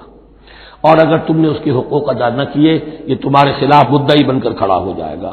القرآن حجت لک او علیک، یہ تم پر آئے گا وبال۔ اے اللہ یہ بدبخت مجھے مانتا تھا کہ میں تیرا کلام ہوں، پڑھتا نہیں تھا، مجھے پڑھتا تھا تو جیسے کسی طوطا مینا کو جو مولانا ماہر قاضی کی نظم ہے، کچھ بول سکھائے جاتے ہیں رٹائے جاتے ہیں، اس طرح پڑھایا جاتا ہوں اور اس طرح سکھایا جاتا ہوں، وہ اس طریقے سے پڑھ رہے ہیں، کچھ پتہ نہیں۔ 1-2 روپے کا اخبار لائیں گے تو سمجھ کر پڑھیں گے، اللہ کی کتاب کو سمجھ کے پڑھنے کی ضرورت نہیں، پڑھا تو عمل نہیں کیا بدبخت نے۔ ما آمن بالقرآن من استحل محارمہ، تو لام اور علا کا یہ استعمال ذہن میں رکھیے۔ لیسا علیہ کا ہدا ہوں، آپ پر ذمہ داری نہیں ہے ان کی ہدایت کی، آپ پر ذمہ داری تبلیغ۔ ہم نے بھیجا ہے آپ کو، انا ارسلناک بالحق بشیرا ونذیرا ولا تسأل عن اصحاب الجحیم، یہ آیت ہم پڑھ چکے ہیں پہلے حصے میں۔ ولکن اللہ یہدی من یشاء، وہ تو اللہ تعالیٰ ہدایت دیتا ہے جس کو چاہتا ہے۔ وما تنفقوا من خیر فلانفسکم، اور جو بھی خیر، جو بھی بھلائی، جو بھی مال تم خرچ کرو گے وہ تمہارے اپنے لیے بہتر ہے، تمہیں اجر و ثواب ملے گا، تمہیں کو مل جائے گا 700 گنا 1400 گنا۔ وما تنفقون الا ابتغاء وجه اللہ، یہاں یہ فعل مضارع آیا ہے نفی نہیں کے مفہوم میں۔ لا تنفقون ما تنفقون یعنی تم نہیں خرچ کرو گے مگر اللہ کی رضا کے لیے، تب اجر ملے گا۔ اگر ریاکارانہ خرچ کیا تھا تو کوئی اجر کا کیا سوال، وہ تو شرک بن جائے گا۔ وما تنفقون الا ابتغاء وجه اللہ وما تنفقوا من خیر یوفى الیکم وانتم لا تظلمون، اور جو بھی خیر تم خرچ کرو گے، خیر میں سے جو بھی دولت خرچ کرو گے، یوفى الیکم پورا تمہیں لوٹا دیا جائے گا، وانتم لا تظلمون، اور تم پر کوئی ظلم نہیں ہوگا، تمہاری کوئی حق تلفی نہیں ہوگی۔ اب آیا ہے آخری ٹیپ کا بند، انفاق فی سبیل اللہ کا سب سے بڑھ کر حقدار کون ہے؟ للفقراء الذین احصروا فی سبیل اللہ، وہ ضرورت مند کہ جو گھر کر رہ گئے اللہ کی راہ میں، جیسے اصحاب صفہ تھے بیٹھے ہوئے ہیں، کوئی کام نہیں کر رہے، حضور سے علم سیکھ رہے ہیں، اور جہاں جہاں سے دعوت آ رہی ہے کہ حضور بھیجیے ہمارے ہاں کوئی مبلغین، وہاں سے ان کو بھیجا جا رہا ہے۔ اب وہ معاش کی جد و جہد کرتے تو یہ تعلیم کیسے حاصل کرتے؟ یا اسی طرح دین کی کوئی خدمت ہے، کوئی آپ نے تحریک اٹھائی ہے، اب اس میں آپ کو کچھ نہ کچھ کارکن تو چاہیے، ان کارکنوں کی بھی تو آخر معاش کا ہے درجہ۔ اگر وہ سارا 8 گھنٹے دفتروں میں کھائیں اور وہاں ڈانٹے بھی سنیں افسروں کی، اور پھر 2 گھنٹے جانا 2 گھنٹے آنا، اب وہ کون سا وقت نکالیں گے دین کے کام کا؟ کیا کریں گے؟ کہاں سے وقت آ جائے گا؟ کچھ لوگ تو ہونے چاہیے جو ہمہ وقت لگ جائیں، لیکن ہمہ وقت تو لگ گئے، لیکن پیٹ تو ان کے بھی ہے، اولاد تو ان کے بھی ہوگی۔ للفقراء الذین احصروا فی سبیل اللہ، جو گھیرے میں آ گئے ہیں اللہ تعالی کی راہ کی جد و جہد میں، جہاد فی سبیل اللہ کی سعی میں وہ اس طریقے سے مصروف ہو گئے ہیں، لا یستطیعون ضربا فی الارض، اب وہ زمین میں گھوم پھر کر تجارت کرنے کی ان کے پاس وقت ہی نہیں ہے، نہیں چل پھر سکتے زمین میں اپنی معاش کے لیے۔ یحسبهم الجاہل اغنیاء من التعفف، اب یہ اس طرح کے فقیر تو ہیں نہیں جو لپٹ کر مانگتے ہوں، انہیں عام طور پر جو ناواقف شخص ہے وہ سمجھتا غنی ہے، اس سے کوئی ضرورت ہی نہیں، اس نے کبھی مانگا ہی نہیں، لیکن اس نے مانگا اس لیے نہیں ہے کہ وہ اس طرح کا سائل نہیں ہے، اس طرح کا وہ سوالی نہیں ہے، وہ فقیر نہیں ہے، وہ تو اللہ کے دین کے لیے اپنے آپ کو اس نے لگا دیا ہے۔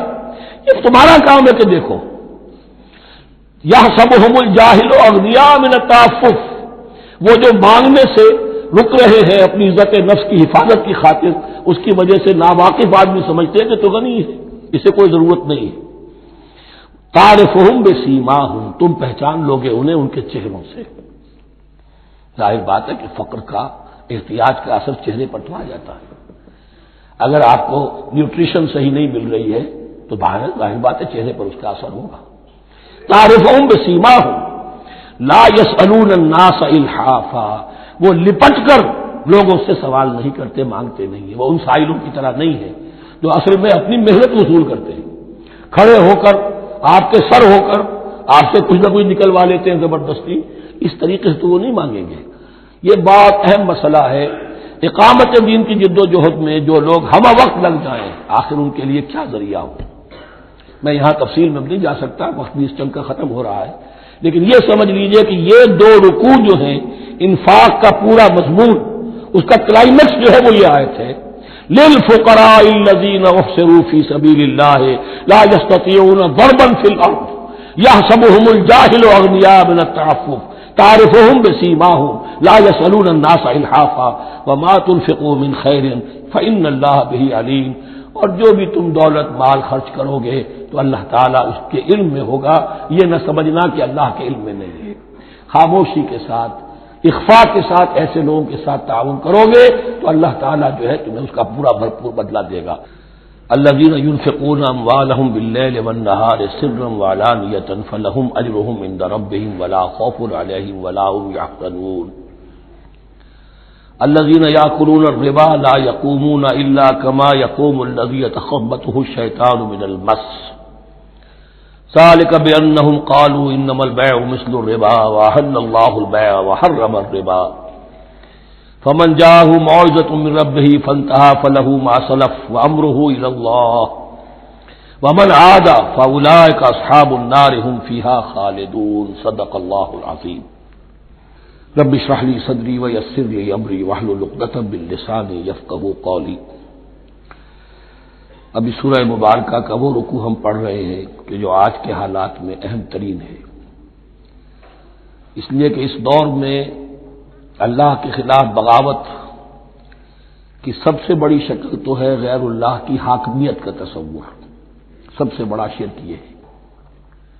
نفسیاتی اعتبار سے سب سے بڑا شرک، مادے پر توکل، بتوں سے تجھ کو امید خدا سے نو امیدی، مجھے بتا تو صحیح اور کافری کیا ہے۔ لیکن یہ نفسیاتی اور داخلی بات ہے۔ خارجی اور واقعاتی دنیا میں سب سے بڑا شرک اس وقت وہ غیر اللہ کی حاکمیت، جو اب عوامی شکل اختیار کر گئی، عوامی حاکمیت۔ اور اس کے بعد اس وقت کے گناہوں میں، بدعملی میں سب سے بڑا فساد جو ہے وہ سود کی بنیاد پر ہے۔ سب سے بڑا فتنہ، سب سے بڑا فساد دنیا میں جو اس وقت سب سے بڑی شیطنت ہے، جو یہودیوں کے ذریعے سے پورے گلوب کو اپنی گرفت میں لینے کے لیے بےتاب ہے، وہ یہی ہے جو سود کا حد کرنا ہے، اس کی حرمت۔ یہاں ایک سوال میرے ذہن میں کبھی کبھی پیدا ہوتا تھا کہ یہ جو پہلی آیت ہے اس کا تعلق تو انفاق فی سبیل اللہ کے ساتھ ہے، اس سے پچھلے رکوع کے ساتھ شامل ہونا چاہیے تھا، لیکن بعد میں یہ حقیقت مجھ پر منکشف ہوئی کہ بڑی حکمت کے ساتھ اس آیت کو اس رکوع کے ساتھ شامل کیا گیا ہے۔ وہ حکمت میں بعد میں بیان کروں گا۔ الذین ينفقون اموالهم باللیل والنہار، وہ لوگ کہ جو اپنا مال خرچ کرتے رہتے ہیں رات کو بھی دن میں بھی، سرم وعلانیۃ، خفیہ طور پر بھی اعلانیہ بھی، صدقات واجبہ اعلانیہ، صدقات نافلہ خفیہ، انفاق فی سبیل اللہ خفیہ۔ فلہم اجرہم عند ربہم ولا خوف علیہم ولا هم یحزنون، ان کے لیے ان کا اجر محفوظ ہے ان کے رب کے پاس، نہ ان پر کوئی خوف طاری ہوگا اور نہ ہی وہ کسی حزن سے دوچار ہوں گے۔ الذین یاکلون الربا، اب ربا کا مسئلہ شروع ہو رہا ہے، جو سود کھاتے ہیں۔ وجہ کیا ہے؟ اصل مسئلہ ہے اس سرپلس ویلیو کا۔ آپ کا کوئی شغل ہے، آپ کی ملازمت ہے، آپ کما رہے ہیں، آپ کا خرچ پورا ہو رہا ہے، کچھ بچت بھی ہو رہی ہے۔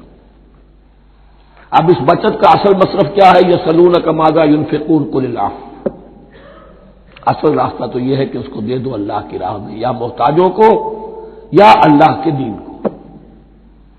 لیکن اب جو سود خورانہ ذہنیت ہے وہ یہ کہ اس بچت کو بھی مزید کمائی کا ذریعہ بناؤ، یہ سود خورانہ ذہنیت ہے۔ لہذا اصل میں سود خوری انفاق کا کی ضد ہے، اور یہ عقدہ مجھ پر کھلا جبکہ القرآن یفسر بعضہ بعضا، اس اصول کے تحت جب سورہ روم کی آیات کا میں نے مطالعہ کیا، وہاں یہی شکل آپ کو نظر آئے گی کہ ان دونوں کو مقابلے میں لایا گیا ہے، اللہ کی رضا جوئی کے لیے انفاق اور ربا، سود پر رقم دینا۔ وما آتیتم من ربا لیربو فی اموال الناس فلا یربو عند اللہ، جو کچھ تم دیتے ہو سود پر کہ وہ بڑھے لوگوں کے مال میں، محنت وہ کر رہا ہے اور آپ اس کی کمائی میں سے آپ وصول کر رہے ہیں اپنے اس سرمایہ کی وجہ سے، تو یہ گویا کہ آپ کا مال اس کے مال میں اس کی محنت سے بڑھ رہا ہے۔ الذی ما آتیتم من ربا لیربو فی اموال الناس فلا یربو عند اللہ، اللہ کے ہاں بڑھوتری نہیں ہوتی۔ وما آتیتم من زکوۃ تریدون وجہ اللہ فاولئک هم المضعفون، اور وہ جو تم زکوٰۃ اور صدقات میں دے دیتے ہو اللہ کی رضا جوئی کے لیے، تو وہ ہے جو دوہرے چوہرے کر رہے ہیں، ان کا مال بڑھ رہا ہے، اس کی بڑھوتری ہو رہی ہے۔ تو انفاق فی سبیل اللہ، صدقات، زکوٰۃ، اس کے بالمقابل، اس کے برعکس ہے اپنی اس بچت کے مال کو، اور آپ کو معلوم ہے آج کی بینکنگ سسٹم کا سب سے زیادہ زور بچت کی اسکیم، اور یہ سب کا سب جو ہے در حقیقت saving bank, saving account, save کرو، لیکن سیو کرو مزید کمانے کے لیے۔ سیو جو ہے اس لیے نہیں ہے کہ اپنا پیٹ کاٹو اور غربا کو دو، اپنا سٹینڈرڈ آف لیونگ کم کرو اور اللہ کے دین کے لیے خرچ کرو، یہ نہیں، بلکہ اس لیے کہ وہ جو تم بچاؤ وہ ہمیں دو، تاکہ وہ ہم سود پر زیادہ رقم، زیادہ شرح سود پر دوسروں کو دے اور تھوڑا شرح سود تمہیں دے دے۔ اب اس کے برعکس سے الذین یاکلون الربا، جو لوگ سود کھاتے ہیں، لا یقومون الا کما یقوم الذی یتخبطہ الشیطان من المس، وہ نہیں کھڑے ہوتے مگر ان کی طرح سے کہ جن کو شیطان نے مخبوط الحواس بنا دیا ہو چھو کر۔ یہاں عام طور پر یہ سمجھا گیا کہ یہ قیامت کے دن کا نقشہ ہے، یہ قیامت کے دن کا نقشہ تو ہوگا ہی، اس دنیا میں بھی سود خوروں کا حال یہی ہے، اور اگر ان کا نقشہ دیکھنا ہو تو کسی سٹاک ایکسچینج کو جا کے دیکھ لیجیے، معلوم ہوگا دیوانے ہیں، پاگل ہیں، چیخ رہے ہیں، دوڑ رہے ہیں، بھاگ رہے ہیں، وہ انسان نہیں نظر آتے اس وقت جو بھی کچھ ہو رہا ہوتا سٹاک ایکسچینج کے اندر، مخبوط الحواس انسان جو ہے وہ ہو جاتا ہے، یہ سود خوری کی وجہ سے۔ الذین یاکلون الربا لا یقومون الا کما یقوم الذی یتخبطہ الشیطان من المس ذلک بانہم قالوا انما البیع مثل الربا، اور ان کے سب سے بڑھ کر مخبوط الحواس ہونے کا مظہر یہ ہے، یہ اس لیے کہ وہ کہتے ہیں کہ بیع بھی تو ربا کی طرح ہے، بیع بھی تو سود ہے، میں نے 100 روپے کا مال خریدا 110 میں بیچ دیا، 10 بچ گئے، یہ ربا ہے، ربا جائز ہے۔ 100 روپے کسی کو دیے اور 110 لیے، یہ سود ہو گیا، بھائی کیوں ہو گیا؟ 100 روپے کی شے دے دی، یہ 100 روپیہ دے دیا، کیا فرق پڑا؟ 10 لاکھ کا مکان بنایا، 4000 کے قرضے کے ماہانہ کرائے پر دے دیا، جائز ہو گیا۔ 10 لاکھ کسی کو دیا اور اس سے 4000 روپیہ مہینہ لینا شروع کیا، یہ سود ہو گیا، حرام ہو گیا۔ عقلی طور پر یہ باتیں ہیں کہ جو سود کے حامیوں کی طرف سے کہی جاتی ہیں۔ انما البیع مثل الربا، بیع میں کبھی جو نفع ہوتا ہے، ربح اور ربا، یہ میں اس کو بیان کر چکا ہوں سورہ بقرہ کے دوسرے رکوع کے ضمن میں۔ تو یہ جان لیجئے کہ اس ظاہری سی مناسبت کی وجہ سے ان کا مخبوط الحواس لوگ جو ہیں وہ اس دونوں کے اندر کوئی فرق محسوس نہیں کرتے۔ یہاں اللہ تعالیٰ نے ان کے قول کا عقلی جواب نہیں دیا، بلکہ جواب کیا دیا؟ احل اللہ البیع وحرم الربا، اللہ نے بیع کو حلال قرار دیا ہے اور ربا کو حرام قرار دیا ہے۔ اب تم بات یہ کرو اللہ کو مانتے ہو یا نہیں، رسول کو مانتے ہو یا نہیں، قرآن کو مانتے ہو کہ نہیں، یا اپنی عقل کو مانتے ہو؟ اگر تم مسلمان ہو، اگر تم مومن ہو، تو اللہ کا حکم جو وہ فرمائے، نہ صرف اللہ کا، جو رسول کہیں، ما آتاکم الرسول فخذوہ وما نہاکم عنہ فانتہوا، جو کچھ رسول تمہیں دے لے لو، اور جس چیز سے روک دے رک جاؤ۔ یہ تو شریعت کا معاملہ ہے۔ ویسے اس میں جو فرق واقع ہوتا ہے وہ یہ ہے کہ ایک ہے فلوئڈ منی، فلوئڈ کیپٹل، ایک ہے فکسڈ کیپٹل۔ مکان 10 لاکھ کا ہے، لیکن مکان سے جو شخص دے رہا فائدہ کیا اٹھائے گا؟ 1 مہینے رہے گا نا، بس اس کا بدل آپ نے لے لیا۔ 10 لاکھ روپے کسی کو نقد دے دیے، وہ کسی کام میں لگائے گا، 12 لاکھ بھی بن سکتے ہیں، 15 بھی لگ سکتے ہیں، 8 بھی رہ سکتے ہیں۔ اس میں آپ نے فکسڈ اگر لیا تو یہ حرام ہے۔ ان دونوں میں اگرچہ عام طور پہ کہا جائے گا یہ بھی کیپٹل ہے وہ بھی کیپٹل ہے، مکان بھی تو سرمایہ کی ایک شکل ہے، لیکن یہ فکس کیپٹل ہے، اس کی شکل بدل نہیں رہی ہے۔ اس مکان میں تو ایک شخص رہ جائے گا، سکنا ہوگا، اس کی رہائش ہے، یا آپ کہیں گے اس کی ویئر اینڈ ٹیئر ہے تو اس کا آپ نے بدل لے لیا، بس ختم۔ لیکن وہ جائے گا، وہ مکان آپ کے لیے رہ جائے گا۔ لیکن یہ کہ 10 لاکھ جس کو دیا نقد، وہ کاروبار کرے گا، کچھ اور کہیں لگائے گا، اس کے اندر اضافہ بھی ہو سکتا ہے، کمی بھی ہو سکتی ہے، اس میں پھر فکس پروفٹ لینا یہ ہے حرام، اور ان دونوں میں کوئی مناسبت نہیں۔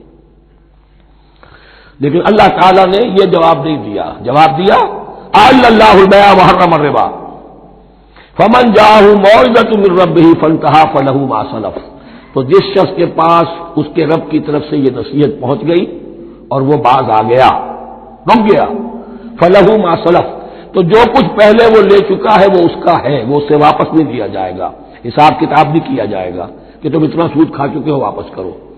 لیکن اس کا یہ مطلب بھی نہیں کہ اس کا کوئی گناہ ان پر نہیں ہوگا، وَأَمْرُهُ إِلَى اللَّهِ، اللہ کے حوالے رہے گا، معلق رہے گا، اللہ چاہے گا تو معاف بھی کر دے گا، اور اللہ چاہے گا تو پچھلے سود کے اوپر بھی اس کی سرزنش ہوگی۔ أَمْرُهُ إِلَى اللَّهِ وَمَنْ عَادَ، لیکن اس نصیحت کے آنے کے بعد بھی جس نے دوبارہ یہ حرکت کی فَأُولَٰئِكَ أَصْحَابُ النَّارِ هُمْ فِيهَا خَالِدُونَ، تو یہ جہنمی ہے اور اس میں ہمیشہ ہمیشہ رہیں گے۔ يَمْحَقُ اللَّهُ الرِّبَا وَيُرْبِي الصَّدَقَاتِ، اللہ تعالیٰ ربا کو مٹاتا ہے، دباتا ہے۔ اور ہمارے زمانے میں شیخ محمود احمد مرحوم نے ایک کتاب لکھی ہے مین اینڈ منی، اس میں ثابت کیا ہے جہاں جو یہ سود کا معاملہ چلتا ہے 3 چیزیں ساتھ ساتھ بڑھتی چلی جاتی ہیں، جتنا سود بڑھے گا ان امپلائمنٹ بڑھے گی، انفلیشن بڑھے گی، نتیجے میں انٹرسٹ ریٹ بڑھے گا، جیسے انٹرسٹ ریٹ بڑھے گا ان امپلائمنٹ مزید ہوگی، انفلیشن زیادہ ہوگی، اس سے وشس سرکل، اور اسی کے نتیجے میں تباہی ہو جاتی ہے، چھپی رہتی ہے وہ تباہی۔ وہ تو ایک ہی وقت میں بینک کرپٹ ہوگا، کوئی بینک، بڑے بڑے بینک جو ہے دیوالے نکلیں گے، ابھی جو کوریا کا حشر ہو رہا ہے اور جو اس سے پہلے روس کا ہو چکا ہے، یہ سارا جو ہے یہ یوں سمجھیے شیش محل کی طرح ہے، اس میں تو ایک پتھر پڑے گا تو ٹکڑے ہو جائیں گے۔ وَمَنْ عَادَ فَأُولَٰئِكَ أَصْحَابُ النَّارِ هُمْ فِيهَا خَالِدُونَ يَمْحَقُ اللَّهُ الرِّبَا وَيُرْبِي الصَّدَقَاتِ، اللہ تعالیٰ پالتا ہے، صدقات کو پالتا ہے، بڑھاتا ہے اللہ کے ہاں۔ وہ آیت میں سنا چکا ہوں آپ کو، سورہ روم کی 39ویں آیت ہے یہ، وَمَا آتَيْتُم مِّن رِّبًا لِّيَرْبُوَ فِي أَمْوَالِ النَّاسِ فَلَا يَرْبُو عِندَ اللَّهِ وَمَا آتَيْتُم مِّن زَكَاةٍ تُرِيدُونَ وَجْهَ اللَّهِ فَأُولَٰئِكَ هُمُ الْمُضْعِفُونَ واللہ لا یحب کل کفار اثیم، اور اللہ کو ہرگز پسند نہیں ہے وہ سب کہ جو ناشکرے ہیں اور گناہگار ہیں۔ ان الذین آمنوا وعملوا الصالحات واقاموا الصلاة وآتوا الزکاة لهم اجرهم عند ربهم ولا خوف علیہم ولا هم یحزنون، ہاں جو لوگ ایمان لائے اور نیک عمل کریں، نیک عمل میں ظاہر بات ہے جو شے حرام ہے اس کا چھوڑ دینا بھی لازم ہے، اور نماز قائم رکھیں، زکوٰۃ ادا کریں، ان کے لیے ان کا اجر محفوظ ہے ان کے رب کے پاس، ولا خوف علیہم ولا هم یحزنون۔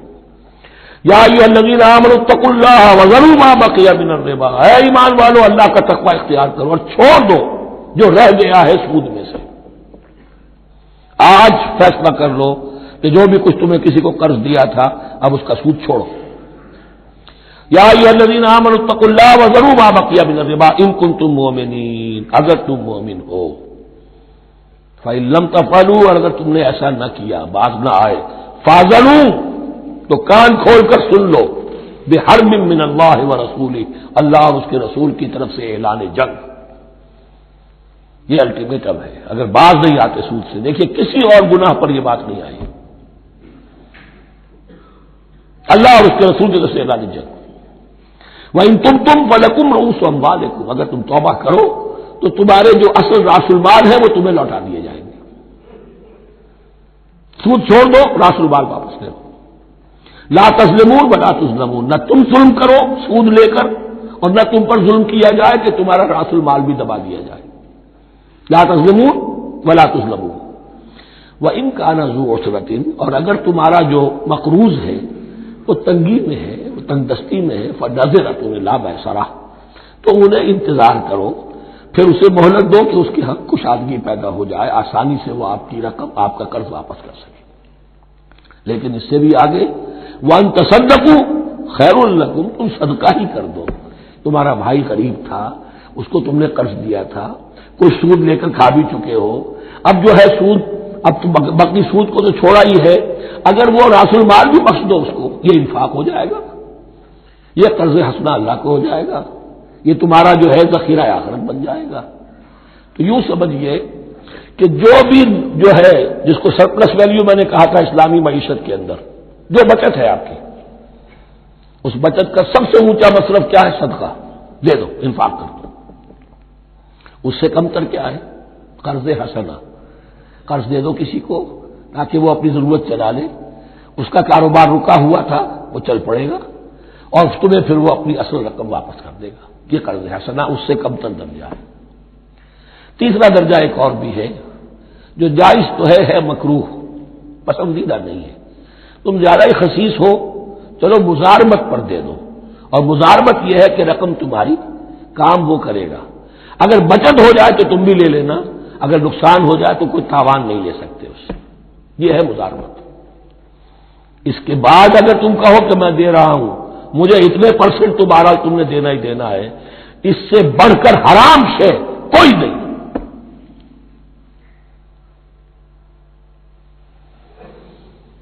وَإِن كَانَ ذُو عُسْرَةٍ فَنَظِرَةٌ إِلَىٰ مَيْسَرَةٍ، تو اگر وہ ہے مقروض تمہارا وہ تنگی میں ہے، پھر انتظار کرو، اسے مہلت دو اس کی کشائش تک۔ وَأَن تَصَدَّقُوا خَيْرٌ لَكُمْ، اور اگر تم صدقہ ہی کر دو، خیرات کر دو، دے دو، بخش دو، وہ تمہارے لیے بہتر ہوگا، ان کنتم تعلمون، اگر تم جانتے ہو، اگر وہ حکمت تمہارے اندر آ گئی ہے، اگر تم اولو الالباب ہو، اگر تم سمجھدار ہو، تو جو کچھ تمہیں بچت اس سے ہوگی، جو اللہ کے ہاں جو ثواب ملے گا، وہ تمہیں یہ رقم واپس لے کر جو ہے اس سے کیا مل جائے گا۔ وَاتَّقُوا يَوْمًا تُرْجَعُونَ فِيهِ إِلَى اللَّهِ، یہ آیت آخری آیت ہے قرآن کی نزول کے اعتبار سے۔ آیت ڈرو اس دن سے، تو دیکھیے وہی آیت یاد کیجیے، وَاتَّقُوا يَوْمًا لَا تَجْزِي نَفْسٌ عَن نَفْسٍ شَيْئًا وَلَا يُقْبَلُ مِنْهَا شَفَاعَةٌ وَلَا يُؤْخَذُ مِنْهَا عَدْلٌ وَلَا هُمْ يُنصَرُونَ۔ وَاتَّقُوا يَوْمًا لَا تَجْزِي نَفْسٌ عَن نَفْسٍ شَيْئًا وَلَا يُقْبَلُ مِنْهَا عَدْلٌ وَلَا تَنفَعُهَا شَفَاعَةٌ وَلَا هُمْ يُنصَرُونَ۔ وَاتَّقُوا يَوْمًا تُرْجَعُونَ فِيهِ إِلَى اللَّهِ، ڈرو اس دن سے جس دن کے لوٹا دیے جاؤ گے تم اللہ کی طرف۔ ثُمَّ تُوَفَّىٰ كُلُّ نَفْسٍ مَا كَسَبَتْ، پھر ہر جان کو پورا پورا دے دیا جائے گا جو کمائی اس نے کی ہوگی، وَهُمْ لَا يُظْلَمُونَ، اور ان پر کوئی ظلم نہیں ہوگا۔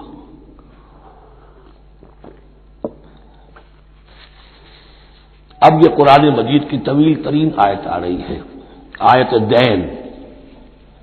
کوئی قرض کا معاملہ ہے، کوئی قرض کا معاملہ ہے کہ آپ نے کسی کو قرض دیا، یا کوئی کاروباری معاملہ ہے، اشتراک ہے جس میں کہ جو بھی ہوگا بعد میں نتائج نکلیں گے، ان سب کے بارے میں حکم ہے کہ لکھ لیا کرو۔ ہم کیا کرتے ہیں قرض دیتے ہوئے، اب دوست ہے، بھائی ہے، عزیز ہے، کیا لکھوانا، اس سے کیا کہے گا، اعتماد نہیں ہے۔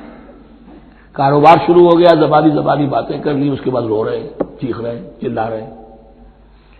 جو حدیث میں آتا ہے کہ اللہ تعالیٰ 3 قسم کے لوگوں کی فریاد سنتا ہی نہیں۔ ایک وہ جو قرض دیتے ہوئے یا کوئی معاملہ کرتے ہوئے لکھواتا تو ہے نہیں اور بعد میں روتا۔ ایک وہ کہ جو اپنی بیوی کے ہاتھوں تنگ بھی ہے اور شکوہ بھی کرتا ہے، شکایت بھی کرتا ہے، فریاد بھی کرتا ہے، طلاق نہیں دیتا۔ اللہ نے راستہ کھولا ہوا تمہارے لیے، تو اللہ ویسے لوگوں کی فریاد نہیں سنتا۔ تیسرا مجھے یاد نہیں، یا ایھا الذین آمنوا اذا تداینتم بدین الی اجل مسمى فاکتبوہ، اے اہل ایمان جب بھی تم کوئی معاملہ کرو قرض کا ایک وقت معین تک کے لیے، تو وقت معین ہونا چاہیے، یہ قرض دے رہے کب واپس ہوگا، فاکتبوہ تو اس کو لکھ لیا کرو۔ یہ فعل امر ہے، الامر للوجوب، واجب ہے یہ۔ وَلْيَكْتُبْ بَيْنَكُمْ كَاتِبٌ بِالْعَدْلِ، اور چاہیے کہ کوئی لکھنے والا تمہارے مابین عدل کے ساتھ، لکھنے والا کوئی ڈنڈی نہ مار جائے، انہیں بھی چاہیے کہ وہ صحیح صحیح لکھے۔ وَلَا يَأْبَ كَاتِبٌ أَن يَكْتُبَ كَمَا عَلَّمَهُ اللَّهُ فَلْيَكْتُبْ، اور کسی بھی شخص کو جسے اللہ نے سکھایا ہوا ہے کتابت لکھنے کا کام، تو اس کو انکار نہیں کرنا چاہیے لکھنے سے، اللہ نے اسے یہ علم دیا ہے، اسے چاہیے کہ لکھنے، اس لیے کہ اس معاشرے میں پڑھے لکھے لوگ تو بہت کم ہوتے تھے۔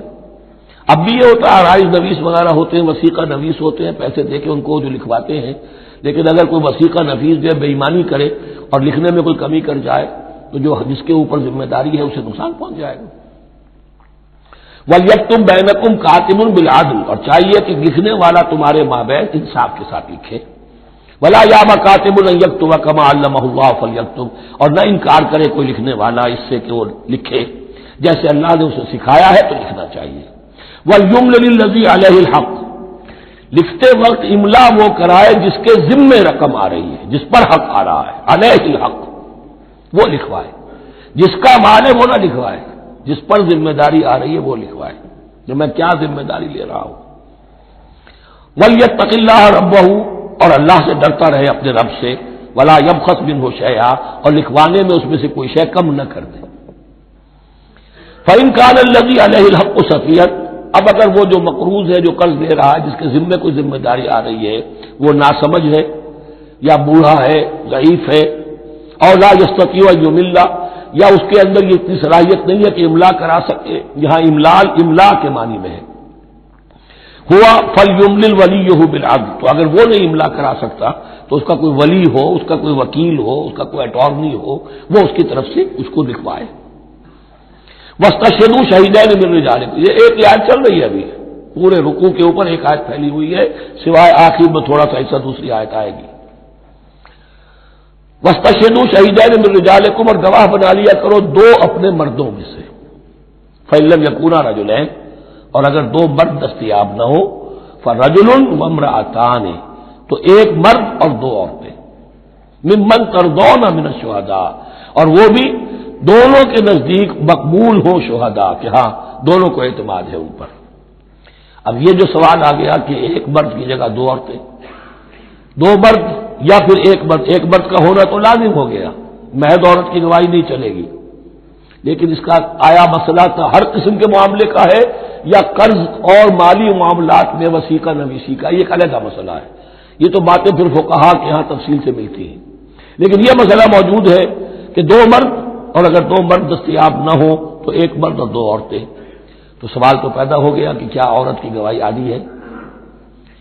ان تضل احداہما فتذکر احداہما الاخری، مبادا ان میں سے کوئی ایک بھول جائے تو یاد کرا دے دوسری۔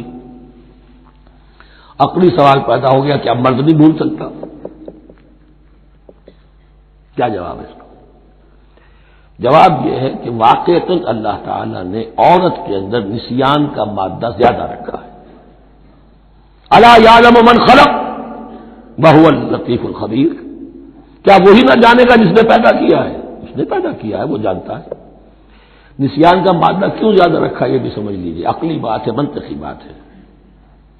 She has to play the role of number 2، اسے مرد کے تابع رہنا ہے، جو نمبر 2 ہوتا ہے اس کے اوپر اس کے کبھی احساسات کے اوپر، کبھی جذبات کے اوپر کوئی نہ کوئی کوفت، کوئی قدورت آتی ہے،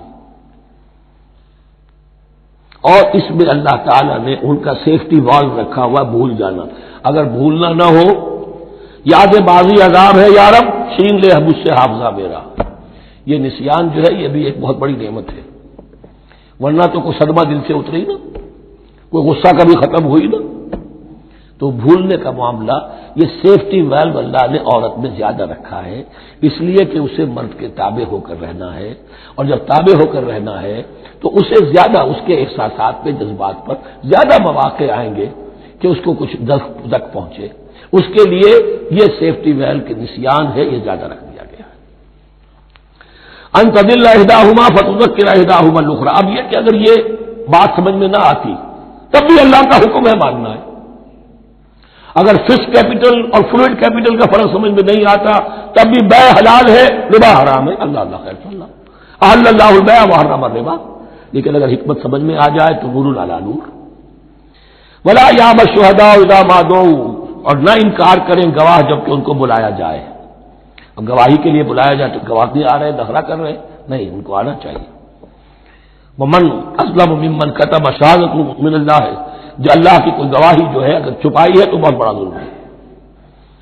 ولا تسأموا, اور اس سے تھکو مت, کسل مت کرو, سستی مت کرو, ان تکتبوہ, کہ تم لکھو اسے صغیرا اور کبیرا, چاہے چھوٹا معاملہ چاہے بڑا, الی اجلہ, وقت معین کے لیے. اتنا قرض دے رہا ہوں, اتنے وقت میں آپ نے مجھے لوٹانا ہے. اس کے بعد آپ بڑھا سکتے ہیں, آپ دیکھ سکتے ہیں, اسے مزید مہلت دے سکتے ہیں. ایسے ہی حالات ہیں تو آپ معاف بھی کر سکتے ہیں. لیکن یہ کہ جب لکھنا ہے, حکم دیا جا رہا ہے, تو اس میں اجل معین ہو, الی اجلہ, اور اس میں چھوٹے بڑے کی تفریق نہ کرو, چاہے چھوٹا مسئلہ بڑا لکھ لو. ذالکم اقسط عند اللہ, یہ اللہ کے نزدیک بھی زیادہ مبنی بر انصاف ہے. واقوم للشہادہ, اور گواہی کے لیے زیادہ قوی ہوگا اور زیادہ درست ہوگا. لکھی ہوئی شے ہوگی تو اب معاملہ جو ہے بہت واضح رہے گا, ورنہ زبانی یادداشت کے اندر کہیں کہیں جو ہے تعبیر ہی میں فرق ہو جاتا. وعدنا اللہ ترتابوا, اور یہ اس کے بہت قریب ہے کہ تم بھولو گے نہیں. الا ان تکون تجارۃ حاضرۃ تدیرونھا, الا یہ کہ کوئی لین دین ہو, تجارت ہو جو حاضر ہوتی ہے دست بدست. آپ نے سودا دیا, اس نے پیسے دے دیے, اب کیش بھی وہ دے دیجئے کہ آپ دینا چاہیں تو, ورنہ یہ شریعت میں لازم نہیں ہے. اگر ایسا دست بدست کا معاملہ ہے تو پھر یہ ہے کہ وہ تو ہو گیا ایکسچینج, وہ مال جو ہے دکاندار نے مال دیا, آپ نے پیسے دے دیے, اس کے لکھنے کی ضرورت نہیں ہے. الا ان تکون تجارۃ حاضرۃ تدیرونھا بینکم, تو اگر وہ تجارت ہو کے نقد تمہاری چلتی ہے, آپس میں لین دین ہو رہا ہے, فلیس علیکم جناح الا تکتبوھا, تو کوئی حرج نہیں ہے تم پر کہ اسے نہ لکھو. واشهدوا اذا تبایعتم, اور گواہ بنا لیا کرو جب کوئی مستقبل کا سودا کرو. یہ بیع سلم جو ہوتی ہے یہ مستقبل کا سودا ہے, قرض کا سودا ہے. بیع سلم بھی ایک طرح کا قرض ہے. آج آپ طے کرتے ہیں کسی شخص سے, کسی کاشتکار سے, زمیندار سے, کہ اگلا موسم جو آئے گا فصل کا, گیہوں کی فصل کا, تو اتنے روپے من کے حساب سے 500 من گندم میں آپ سے لوں گا. یہ بیع سلم کہلاتی ہے, اور اس میں لازم ہے کہ پوری قیمت ابھی ادا کر دیں. لیکن اس میں بھی کہ اس وقت آپ کو اتنی گندم دینی ہے, اس کو لکھوا لو اور اس پر 2 گواہ بنا لو. واشهدوا اذا تبایعتم ولا یضار کاتب ولا شہید, اور نہ نقصان پہنچایا جائے کسی لکھنے والے کو یا گواہ کو, اور نہ نقصان پہنچائے کوئی لکھنے والا یا گواہ. یہ یضار دونوں کے لیے آ جائے گا, یہ معروف بھی ہے اور مجور بھی ہے. نہ ضرر پہنچایا جائے اور نہ ضرر پہنچائے, نہ کوئی کاتب اور نہ کوئی شہید گواہ. وَإِن تَفْعَلُوا, اگر تم ایسا کرو گے, نقصان پہنچاؤ گے, فَإِنَّهُ فُسُوقٌ بِكُمْ, تو یہ تمہارے لیے بہت بڑے گناہ کی بات ہوگی. وَاتَّقُوا اللَّهَ, اللہ سے ڈرو. وَيُعَلِّمُكُمُ اللَّهُ, اللہ تمہیں تعلیم دے رہا ہے. وَاللَّهُ بِكُلِّ شَيْءٍ عَلِيمٌ, اللہ ہر چیز کا علم رکھنے والا ہے. یہ ایک آیت ہوئی ہے. آخری پارے کی میرا خیال 4 5 6 صورتیں جمع کر لے تو جا کر ہی ایک آیت کا حجم برابر ہوگا. جو میں نے کہا تھا کہ آیات کی تعین توقیفی ہے, یہ ہمارے حساب کتاب سے, گرامر سے, منطق سے, علم بیان سے کوئی تعلق نہیں اس کا. وَإِن كُنتُمْ عَلَىٰ سَفَرٍ, اور اگر تم سفر پر ہو, وَلَمْ تَجِدُوا كَاتِبًا, اب وہاں کوئی لین دین کا معاملہ ہو گیا, قرض کا ہو گیا, کاتب کوئی ہے نہیں. فَرِحَانٌ مَقْبُوضَةٌ, تو کوئی گروی شے رکھ لو قبضے میں. فلاں شے آپ کے قبضے میں رہے گی, آپ اتنے پیسے مجھے دے دیجئے, میں جب یہ واپس کر دوں گا اپنی چیزیں آپ, میری چیز مجھے لوٹا دیجیے. یہ رہن ہے مقبوضہ. لیکن رہن سے کوئی فائدہ اٹھانے کی اجازت نہیں, وہ سود ہو جائے گا. اگر مکان رہن رکھا گیا ہے, قبضہ تو ہوگا اس کا, لیکن یہ کہ وہ اس کا کرایہ نہیں دے سکتا, کرایہ مالک ہو جائے گا, اس سے کوئی استفادہ نہیں کر سکتا اس مال سے. رہان مقبوضہ. فإن أمن بعضكم بعضا, پھر اگر کوئی شخص اب اطمینان کرتا ہے اور اعتبار کرتا ہے تم میں سے بعض کسی بات کا، فَلْيُؤَدِّ الَّذِي اؤْتُمِنَ أَمَانَتَهُ، تو اب چاہیے اس شخص کو کہ جس کے اوپر یہ امانت آئی ہے، اگرچہ اس کے پاس رہن دینے کو کچھ نہیں تھا، یا یہ کہ دوسرے بھائی نے اس پر اعتماد کیا اور اس کی وجہ سے کوئی شے رہن نہیں لی، تو اب اس سے کوئی غلط فائدہ نہ اٹھائے، وہ گویا کہ اس کے پاس جو اس نے قرض لیا امانت ہے، اس کے پاس وہ امین بنایا گیا ہے۔ فَلْيُؤَدِّ الَّذِي اؤْتُمِنَ أَمَانَتَهُ، کہ آپ اپنی امانت واپس لوٹائے، وَلْيَتَّقِ اللَّهَ رَبَّهُ، اور ڈرے اللہ سے جو اس کا رب ہے، وَلَا تَكْتُمُوا الشَّهَادَةَ، اور دیکھو گواہی کو چھپایا نہ کرو، وَمَن يَكْتُمْهَا فَإِنَّهُ آثِمٌ قَلْبُهُ، اور جو کوئی گواہی کو چھپائے گا تو اس کا دل گناہ میں مبتلا ہو جائے گا، دل داغدار ہو گیا تو رہ کیا گیا۔ وَاللَّهُ بِمَا تَعْمَلُونَ عَلِيمٌ، اور جو کچھ تم کر رہے ہو اللہ اسے جانتا ہے۔ اللہ کے فضل و کرم سے آخری رکوع پر ہم پہنچ گئے، اور یہ بڑا ایک یوں سمجھئے 3 آیتوں پر مشتمل رکوع ہے، جیسے کہ وہ رکوع جو ہم نے پڑھا تھا جس میں آیت الکرسی 4 آیتیں ہیں وہ، اور یوں کہا جا سکتا ہے کہ یہ 2 رکوع ایک دوسرے کے بالکل بالمقابل ہیں اپنی عظمت میں اور مقام میں۔ آیت الکرسی کی جگہ یہاں ایک دعا کی آیت ہے، جامع ترین دعا جو آئے گی آخری آیت میں، للہ ما فی السماوات و ما فی الارض۔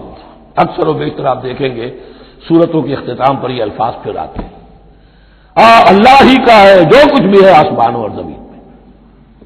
وَإِن تُبْدُوا مَا فِي أَنفُسِكُمْ أَوْ تُخْفُوهُ، اور جو کچھ تمہارے دلوں میں ہے خواہ تم اسے ظاہر کرو خواہ چھپاؤ، یحاسبکم بہ اللہ، اللہ تم سے محاسبہ کر لے گا، تمہاری نیتیں اس کے علم میں ہے۔ ان اللہ لا ينظر الى صورکم ولا الى اموالکم ولکن ينظر الى قلوبکم واعمالکم، اللہ تمہاری صورتوں کو نہیں دیکھتا، تمہارے مال و دولت کو نہیں دیکھتا، تمہارے دل کو دیکھتا ہے، تمہارے اعمال کو دیکھتا ہے۔ تو دل میں جو کچھ ہے خواہ کتنا ہی چھپا لو اللہ کے محاسبے سے نہیں بچو گے۔ فَيَغْفِرُ لِمَن يَشَاءُ وَيُعَذِّبُ مَن يَشَاءُ، پھر وہ بخش دے گا جس کو چاہے گا اور عذاب دے گا جس کو چاہے گا۔ اختیار مطلق اللہ کے ہاتھ میں ہے۔ ہمارے ہاں اہل سنت کا عقیدہ یہی ہے، اللہ پر لازم نہیں ہے کہ وہ نیکوکار کو اس کا جزا ضرور دے اور بدکار کو اس کی سزا ضرور دے، اللہ کرے گا ایسا، یہ دوسری بات ہے، لیکن اللہ کی شان اس سے بہت اعلیٰ اور عرفہ ہے کہ اس پر کسی شے کو لازم قرار دیا جائے، اس کا اختیار مطلق ہے، مطلق۔ یفعل اللہ ما یرید، یفعل اللہ ما یشاء۔ اہل تشیع کا کہنا یہ ہے کہ اللہ پر عدل واجب ہے، اہل سنت کہتے ہیں اللہ عدل کرے گا، جزا و سزا میں عدل ہوگا، یہ ہم مانتے ہیں، واقعہ ہے، لیکن ہم یہ نہیں کہتے کہ اللہ پر عدل واجب ہے، اللہ پر کوئی شے واجب نہیں، بلکہ اللہ نے تو کتب علی نفسہ الرحمہ، اپنے اوپر واجب کیا ہے رحمت کو۔ وجوب کا لفظ جو آتا ہے اللہ پر تو وہ تو رحمت کا ہے، کتب علی نفسہ الرحمہ، اللہ نے اپنی ذات کے اوپر واجب کر لیا رحمت کو۔ واللہ علی کل شیء قدیر، اور اللہ ہر چیز کی قدرت رکھتا ہے۔ آمن الرسول بما انزل الیہ من ربہ والمؤمنون، ایمان لائے رسول صلی اللہ علیہ وسلم اس چیز پر کہ جو نازل کی گئی ان کی جانب ان کے رب کی طرف سے۔ غور طلب بات ہے، یہ بڑا باریک نکتہ ہے۔ نبی پر جب وحی آئی ہے کیسے پہچان لیا کہ یہ بدروح نہیں ہے، یہ جبرائیل ہے؟ آخر کوئی اشتباہ بھی تو ہو سکتا تھا، پہلا تجربہ تھا، اس سے پہلے نہ آپ نے کہانت سیکھی، نہ آپ نے کوئی اور اس طرح کی نفسیاتی ایکسرسائزز کی، آپ تو کاروباری آدمی تھے، ایک بہت ہی بھرپور زندگی گزار رہے ہیں، اہل و عیال والے ہیں، کاروبار کر رہے ہیں، ہائی ایسٹ لیول کا کاروبار ہے، تو فطرت جو ہے وہ پہچانتے ہیں۔ نبی کی فطرت وہ اتنی پاک اور صاف ہوتی ہے کہ اس کے اوپر کوئی بدروح کا کوئی اثر ہو ہی نہیں سکتا۔ اگرچہ اس میں ایک اور واقعہ میں نے ایک جگہ پڑھا تھا، وہ میں پھر کسی وقت موقع آیا تو سناؤں گا آپ کو، اس وقت نہیں ہے۔ بہرحال ہمارے لیے بڑی تسکین کی بات ہے کہ اللہ تعالیٰ نے رسول کے ایمان کے تذکرے کے ساتھ ہمارے ایمان کا تذکرہ کیا۔ آمن الرسول بما انزل الیہ من ربہ والمؤمنون، ایمان لائے رسول صلی اللہ علیہ وسلم اس چیز پر جو نازل کی گئی ان کی جانب ان کے رب کی طرف سے، اور ایمان لائے صاحب ایمان۔ اللہم ربنا اجعلنا منہم، اللہم ربنا اجعلنا منہم۔ کلنا آمن باللہ وملائکتہ وکتبہ ورسلہ، یہ دوسرا مقام ہے سورہ بقرہ کے اندر جس میں ایمان کے جو اجزاء ہیں ان کو گنا گیا ہے۔ یاد ہے آیت البر، لیس البر ان تولوا وجوہکم قبل المشرق والمغرب ولکن البر من آمن باللہ والیوم الآخر والملائکۃ والکتاب والنبیین، یہاں بھی اسی طرح ہے کلنا آمن باللہ وملائکتہ وکتبہ ورسلہ لا نفرق بین احد من رسلہ۔ اور یہ تیسری مرتبہ بات آ گئی ہے کہ رسولوں کے درمیان کوئی تفریق نہیں کی جائے گی۔ کہاں؟ پہلے تو آیا تھا 16ویں رکوع میں لا نفرق بین احد منہم ونحن له مسلمون، اور اس سے بھی پہلے آیا تھا والذین یؤمنون بما انزل الیک وما انزل من قبلک، وہ لوگ جو ایمان رکھتے ہیں اس پر بھی جو ہے نبی آپ پر نازل کیا گیا اور اس پر بھی جو آپ سے پہلے نازل کیا گیا۔ لا نفرق بین احد من رسلہ، ہم اس کے رسولوں میں سے کسی کے مابین کوئی تفریق نہیں کرتے۔ تفضیل اسی صورت میں ثابت ہے، تلک الرسل فضلنا بعضهم علی بعض منهم من کلم اللہ ورفع بعضهم درجات وقالوا سمعنا واطعنا، وہی بات کہ جو کہی گئی تھی جب ان سے کہا گیا تھا واسمعوا، کیا کہا تھا انہوں نے؟ سمعنا واطعنا، سمعنا واطعنا، وہ کہتے ہیں ہم نے سنا اور مانا۔ غفرانک ربنا، ہماری درخواست ہے پروردگار تیری بخشش مانگتے ہیں۔ غفرانک، نون پر زبر ہے، مفعول ہے، نسألو کا غفرانک، اے اللہ ہم تجھ سے سوالی ہیں، تجھ سے طلب کرتے ہیں، درخواست کرتے ہیں تیری مغفرت کا۔ وإلیک المصیر، اور تیری ہی جانب لوٹ جانا ہے۔ یہاں پر وہ ایمان بالآخرہ بھی آ گیا جو یہاں اوپر نہیں آسان۔ آمن باللہ وملائکتہ وکتبہ ورسلہ، پھر رسولوں کے ضمن میں لا نفرق بین احد من رسلہ، لیکن اس کے بعد وإلیک المصیر، مغفرت اور اللہ کی طرف ہی لوٹ جانا ہے ہمارا، اس میں ایمان بالآخرہ آ گیا۔ اب آخری آیت، لا یکلف اللہ نفسا الا وسعها، اللہ تعالی نہیں ذمہ دار ٹھہرائے گا کسی جان کو مگر اس کی وسعت کے مطابق۔ یہ بہت بڑے فضل و کرم والی آیت ہے، جیسے میں نے کہا تھا میگنا کارٹا جو ہے انسانی حقوق کا، کہ اجیب دعوت الداع اذا دعان، جہاں بھی مجھے کوئی پکارے، جب پکارے میں اس کی پکار سنتا ہوں، قبول کرتا ہوں۔ ہاں فلیؤمنوا بی فلیستجیبوا لی، انہیں بھی چاہیے کہ میرا کہنا مانے، دو طرفہ بات چلے گی، یک طرفہ نہیں۔ میری مانو، اپنی منواؤ، تم دعائیں کرو گے ہم قبول کریں گے، تم ہماری بات نہیں مانتے پھر تمہاری دعا تمہارے منہ پر دے ماری جائے گی۔ کرتے رہو قنوت نازلہ 40 دن کے 80 دن پڑھتے رہو، ڈھاکہ تو بیٹھ ہی جائے گا، بیٹھ گئے۔ یہودیوں سے شکست تو ہو ہی جائے گی، ہو گئی۔ کرتے رہو، حرمین میں پڑھتے رہو قنوت نازلہ، مکے میں پڑھو، مدینے میں پڑھو، پوری دنیا میں پڑھو۔ اللہ کو پیٹھ دکھائی ہوئی ہے، اس کے دین کو پاؤں تلے روندا ہوا ہے، اللہ کے باغیوں سے دوستی ہے، کسی نے قبلہ ماسکو کو بنایا تھا اور کسی نے واشنگٹن کو بنایا تھا، تمہاری دعائیں کیسے قبول ہوں؟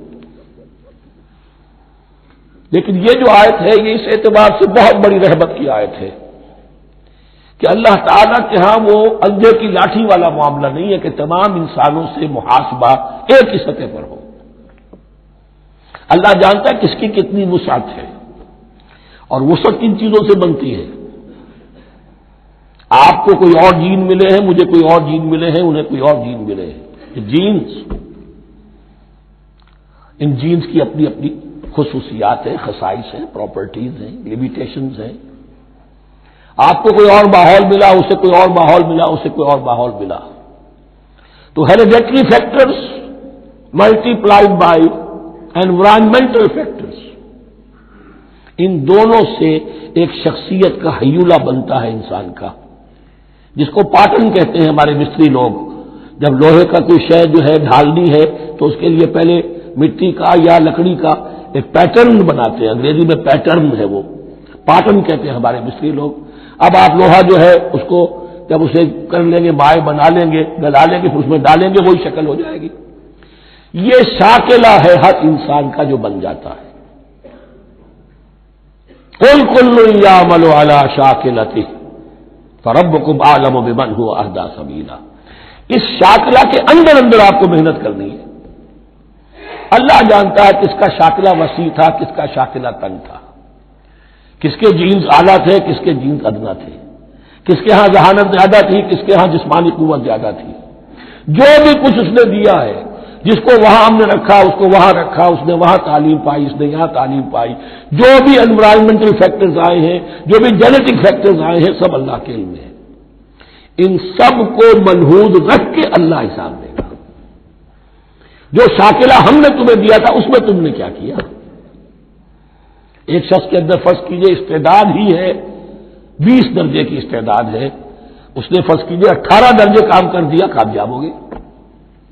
کسی میں استعداد 100 درجے کی تھی، اس نے 50 درجے کیا، ناکام ہو گئی. حالانکہ کمیت کے اعتبار سے 50 درجے زیادہ ہے 18 درجے سے، لیکن یہ 18 درجے کا کام وہ کر رہا ہے جس کے اندر استطاعت تھی ہی 20 کی، یا 18 ہی کی تھی، اس نے پوری کر دی. اور 50 درجے والا وہ جس کو اللہ نے دے رکھی تھی 1000 کی استطاعت، اس کا وہ 50 بیکار ہو گیا. تو اللہ تعالیٰ کا محاسبہ جو ہے انڈیویجول ہے. اس لیے فرمایا گیا کلہم آتی ہے یوم القیامت فردا. ان میں سب لوگ اس دن قیامت کے دن سب آئیں گے اکیلے اکیلے، تنہا تنہا. ہر ایک کا حساب ہوگا وہاں، اور ہر ایک کا حساب ہوگا لا یکلف اللہ نفسا الا وسعها. اللہ ذمہ دار نہیں ٹھہرائے گا کسی بھی جان کو مگر اس کی وسعت کے مطابق. البتہ اس کا ایک ریورس ہے. ہوتا کیا ہے، ہم سمجھتے ہیں دنیا میں تو بھاگ دوڑ کر رہے ہیں اور دین اجی ہمارے اندر تو استطاعت دین کے کام کی صلاحیت ہی نہیں ہے. دنیا میں دیکھیں بڑے کامیاب تیزی کے ساتھ دوڑ رہے ہیں، کامیاب پر کامیاب. یہ دین ہمارے اندر تو استطاعت نہیں ہے، استعداد ہی نہیں ہے، کیا کریں. یہ دھوکہ ہے، سیلف ڈسپشن ہے.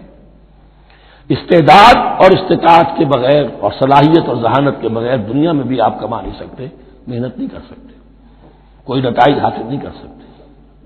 یہ دھوکہ اپنے آپ کو نہ دیجیے. یہ ہے جو کچھ کر سکتے ہو کیجیے، کھودیے اپنی شخصیت کو، کھود کھود کر جو نکال سکتے ہو نکال دیجیے. ہاں آپ نکال سکیں گے اتنا ہی جتنا آپ کے اندر ولیت ہے، زیادہ کہاں سے لے آئیں گے. اور اللہ نے کس میں کیا ولیت کیا ہے وہ جانتا ہے. اس کا حساب لینا جو ہے محاسبہ وہ اس پر ہے کہ جو اس نے تمہیں دیا ہے.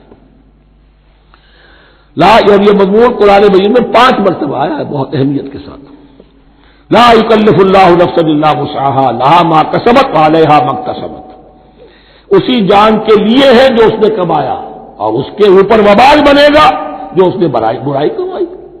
لیکن لام اور اعلی، لہا ما کسبت، جو بھی اس نے نیکی کمائی اس کے حق میں ہے، اس کے لیے ہے، اس کا اجر ملے گا، ثواب ملے گا.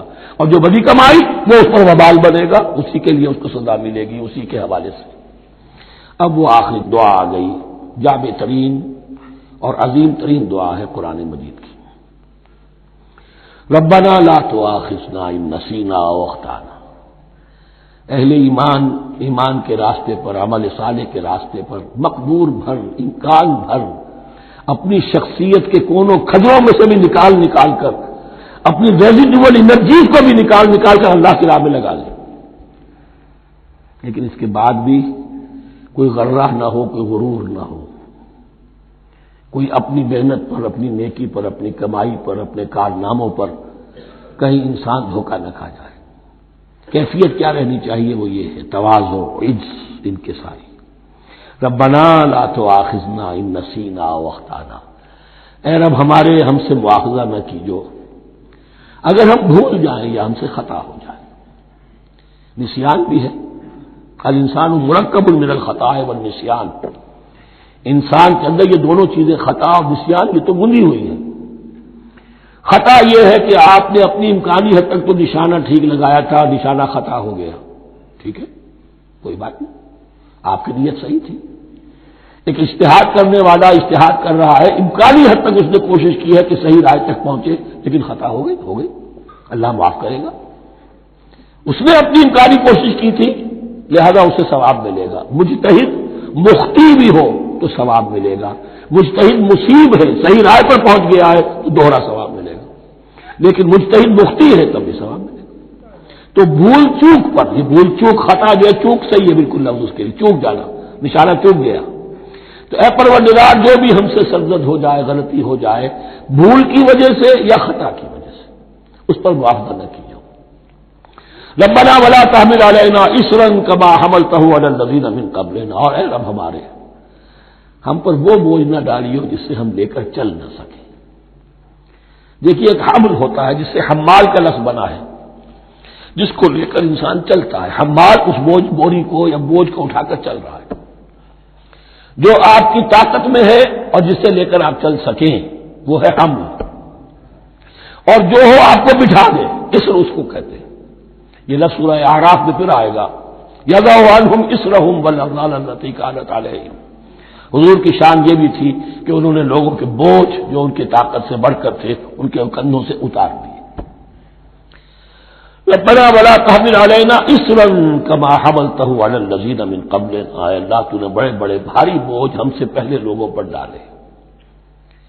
شریعت بھی پہلے بھاری تھی، بہت سے معاملات ہم نے دیکھ لیے، روزہ ہمارے لیے کتنا آسان کر دیا گیا، رات کو نکال دیا روزے سے، کہہ دیا خاص طور پہ کھاؤ پیو ضرور، سحری ضرور کرو، تسحروا فإن فی السحور برکہ، کتنی آسانی ہے۔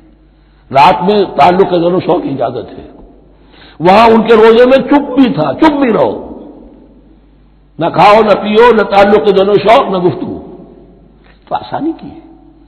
ان کے ہاں یوم سبت کا حکم تھا اتنا سخت، کوئی کام نہیں کرو گے۔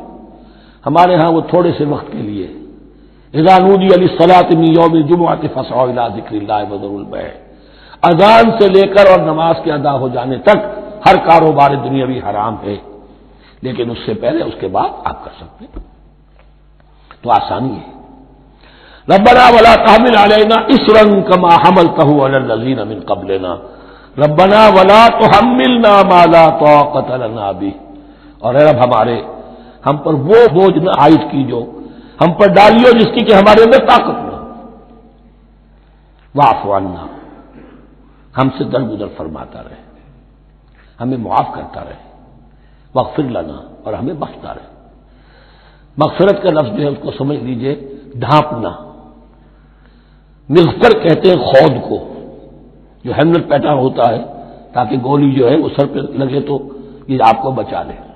مغفر خود پہنتے تھے تلوار کے وار سے سر کو بچانے کے لیے، سر کو ڈھانپا ہوا مغفر سے، تو گناہ کو اللہ تعالیٰ اپنی رحمت سے ڈھانپ دے۔